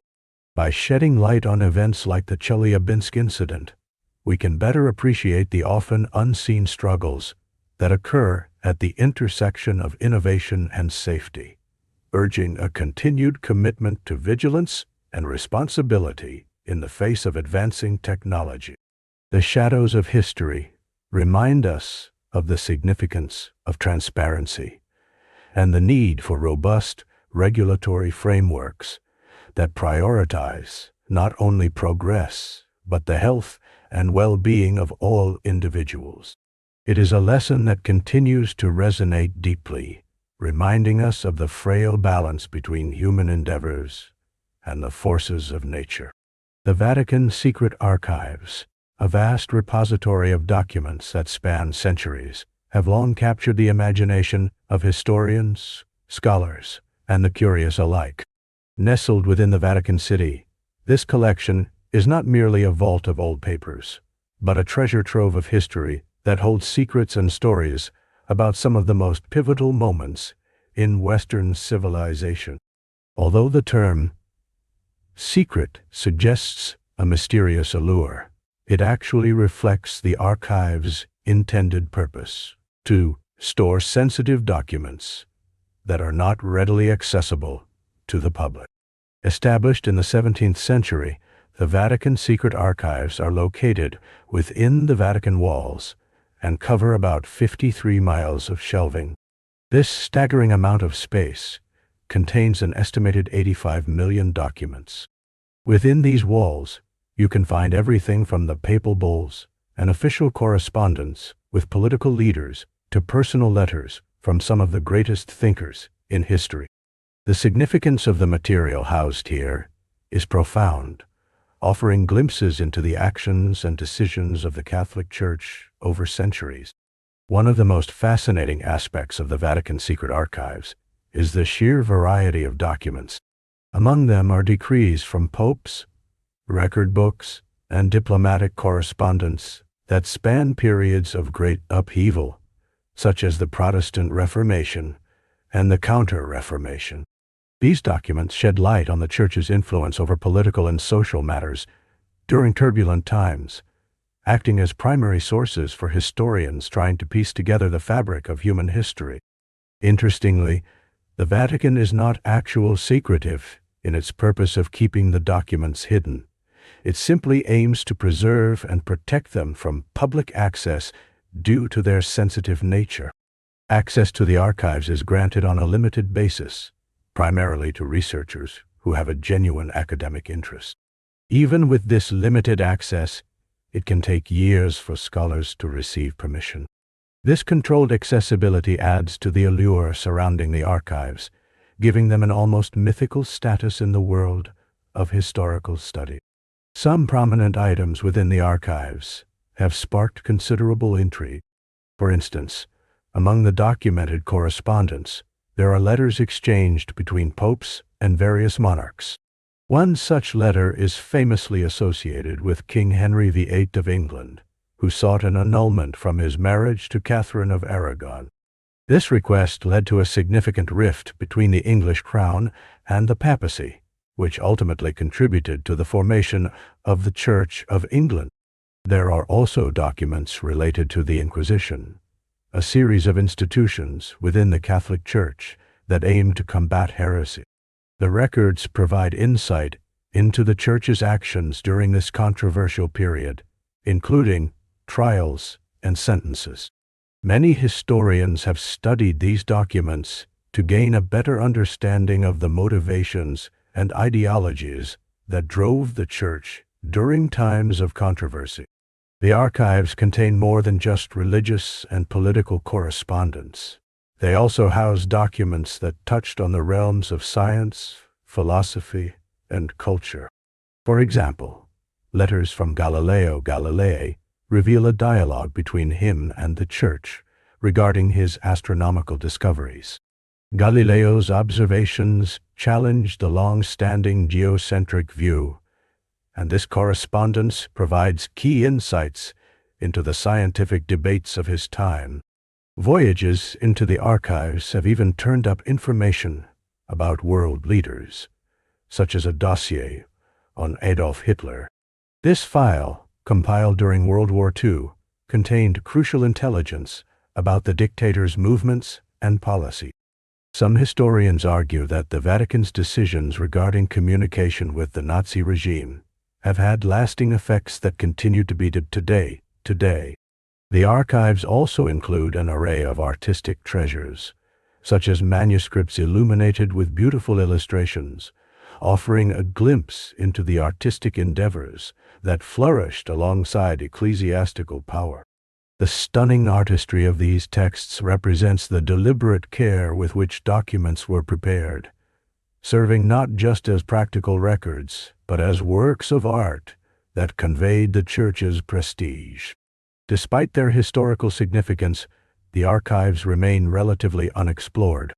Various initiatives to digitize documents and make them more accessible to the public have been proposed, but many argue that the original documents should remain protected due to their fragile state and the immense responsibility involved in preserving cultural heritage. This ongoing debate about accessibility and preservation reflects broader concerns about how humanity values and engages with its own history. In addition to the well-documented timeline of the Vatican's secret archives, there are countless anecdotes and unverified tales that have contributed to their enigmatic reputation. Some rumors suggest that more sensational or scandalous documents exist within the archives, sparking considerable speculation about what secrets might lie hidden from view. As you consider the Vatican's secret archives, imagine the countless stories that have been silenced or forgotten, enveloped in layers of history and time. Each document in this vast collection has the potential to unlock new understandings of both the Catholic Church and the world at large. The Vatican's secret archives serve as a testament to humanity's complex relationship with power, faith, and knowledge, encapsulating the intertwined narratives of religion and history. While only a fraction of its contents is available for public examination, each glimpse offers a nuanced perspective on humanity's past, inspiring a sense of wonder and curiosity that transcends generations. This repository of knowledge remains an essential reminder of the stories yet to be told, waiting for those who dare to delve into the depths of history. Operation Mincemeat was one of the most fascinating and audacious deception tactics employed during World War II. It was a brilliant plan devised by British intelligence in 1943, and it showcased the creative lengths to which military strategists would go to mislead their enemy. The operation revolved around a simple yet ingenious idea: using a deceased body to mislead the Axis powers regarding the Allies' invasion plans. The backdrop of this operation was the pressing need for the Allies to invade Europe. They aimed to launch a large-scale invasion of southern Europe to divert Axis forces and create a foothold on the continent. However, to succeed, they needed to convince the Axis powers that their target would be somewhere else, specifically that they intended to invade Greece rather than Sicily. To execute this ambitious plan, British intelligence officers selected a deceased man named Greenbrier Bunker, a homeless Welshman, who had passed away from a rat poisoning incident. His body would serve as the centerpiece of the deception. But instead of just using any old corpse, the operation demanded meticulous planning and attention to detail. First, the team crafted a backstory for Greenbrier Bunker. They created an identity for him, fabricating military documents that suggested he was an officer in the British Army. By constructing his life story, they could make his appearance more plausible when he was discovered by the enemy. The identity cards, letters, and photographs they created were all intended to provide the perfect narrative that would mislead any enemy officers who stumbled across the body. Next came the tale of deception. British spies devised a plan to dress Michael in a full British military uniform and place him aboard a fake, intelligence-laden submarine. The team set the stage by placing documents on the body that revealed false invasion plans for the Mediterranean. These documents suggested that the Allies were planning to invade Greece, while in reality, they were preparing to carry out plans for an invasion in Sicily. Once the body was suitably prepared, the next challenge was to find the best way to deliver it to the Axis powers. The team devised a plan for the body to wash ashore near Huelva, Spain, where it would be discovered by Spanish fishermen, who would then report it to the Germans. This route was chosen because Spain was neutral, but had sympathetic connections to the German military, making it an ideal location for the plan to unfold. On April 30th, 1943, the body was placed in the sea, and the operation entered its critical phase. As anticipated, the body eventually washed ashore, and before long, it was discovered. The Spanish authorities, intrigued but aware of the sensitivity of the scenario, promptly reported the findings to both the British and German embassies. Inevitably, the fabricated documents, now in German hands, found their way to high-ranking officers. Great care had been taken to ensure that the details were convincing, and indeed, the plan worked beautifully. The deception was so effective that the German High Command was deceived, resulting in them diverting troops to Greece instead of reinforcing Sicily. This miscalculation significantly aided the actual invasion of Sicily that occurred in July 1943. In the aftermath, Operation Mincemeat was hailed as a monumental success, showcasing the ingenuity of British intelligence. The operation not only underscored the importance of misdirection in war, but also highlighted the human element involved in these strategic decisions. Greenbrier Bunker, although unwittingly caught in the tides of war, played a pivotal role in this contemporary masterpiece of subterfuge. Today, Operation Mincemeat stands as a compelling narrative, illustrating how creativity and strategic thinking can alter the course of events on the battlefield. The careful orchestration of a corpse emerged from the shadows of war to influence history profoundly. It is a testament to the power of deception and how pivotal moments can hinge on the narratives that we weave, transforming the mundane into something truly extraordinary. This historical episode continues to inspire writers, filmmakers, and historians alike, reminding us of the lengths that those in conflict will go to preserve their interests. It serves as an intriguing reminder of the intelligence battles that raged behind the front lines, where the stakes were life and death, and the outcomes could change the fate of nations. As we reflect on this operation, one cannot help but marvel at the seamless blend of creativity, narrative, and military strategy. Operation Mincemeat remains a captivating story within the vast tapestry of World War II, resonating with those interested in the intricate machinations of warfare and the eerie but fascinating shadow play that unfolds beneath the surface during times of conflict. On the evening of February 27, 1933, a significant event unfolded that would change the course of history in Germany. The Reichstag, the German parliament building located in Berlin, was engulfed in flames. This shocking incident became known as the Reichstag fire, and it laid the groundwork for one of the most notorious chapters in German history under the Nazi regime. As the fire raged, police apprehended a young Dutch communist named Marinus van der Lubbe at the scene. Van der Lubbe was quickly charged with arson, and the Nazis wasted no time in utilizing this incident to their advantage. They claimed that the fire was part of a larger communist conspiracy to overthrow the government. This narrative played into the fears of many Germans, who were already anxious about the rising tide of leftist politics in the country. In the days following the fire, the Nazi Party, led by Adolf Hitler, seized the opportunity to push through the Reichstag fire decree. Established on February 28, 1933, this emergency decree gave the government sweeping powers to arrest political opponents, suspend civil liberties, and curb freedom of the press. The decree was portrayed as a necessary measure to ensure national security in the wake of what was described as a terroristic attack. The atmosphere of fear and chaos allowed the Nazis to suppress dissent and further their agenda. Although the Nazis quickly blamed van der Lubbe, numerous historians and scholars have since debated the true origins of the fire.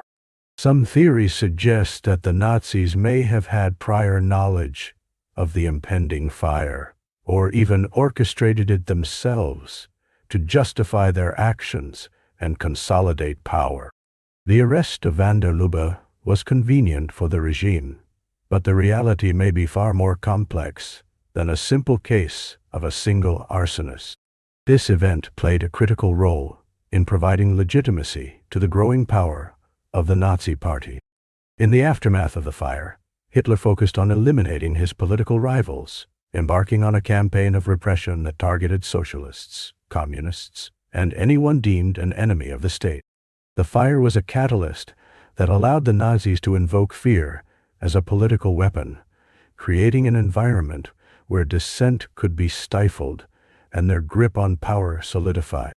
As Germans continued to grapple with the ramifications of the Reichstag fire, the event quickly entered the annals of historical controversy. Conspiracy theories abound, with discussions surrounding the likelihood that the Nazis may have orchestrated the fire to discredit the communists and seize absolute power.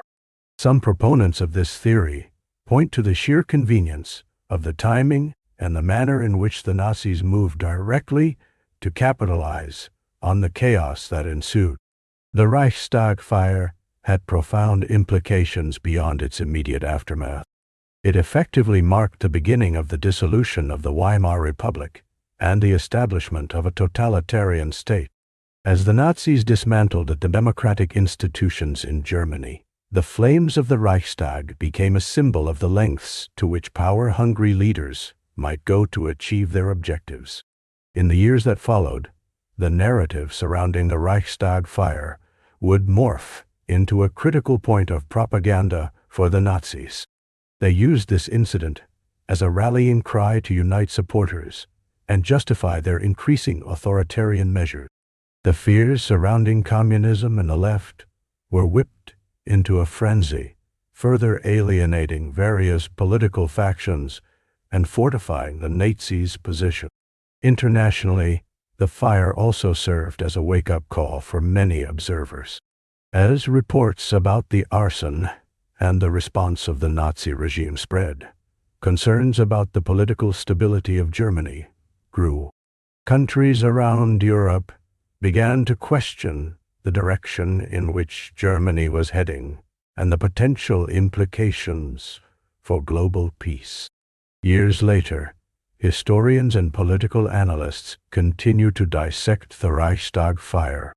It is often cited as a classic example of how political power can exploit crisis situations to expand control.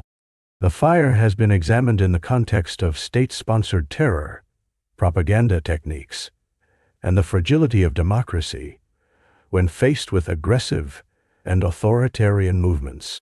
As we reflect on this pivotal moment in history, the Reichstag fire serves as a poignant reminder of the delicate balance between power and freedom.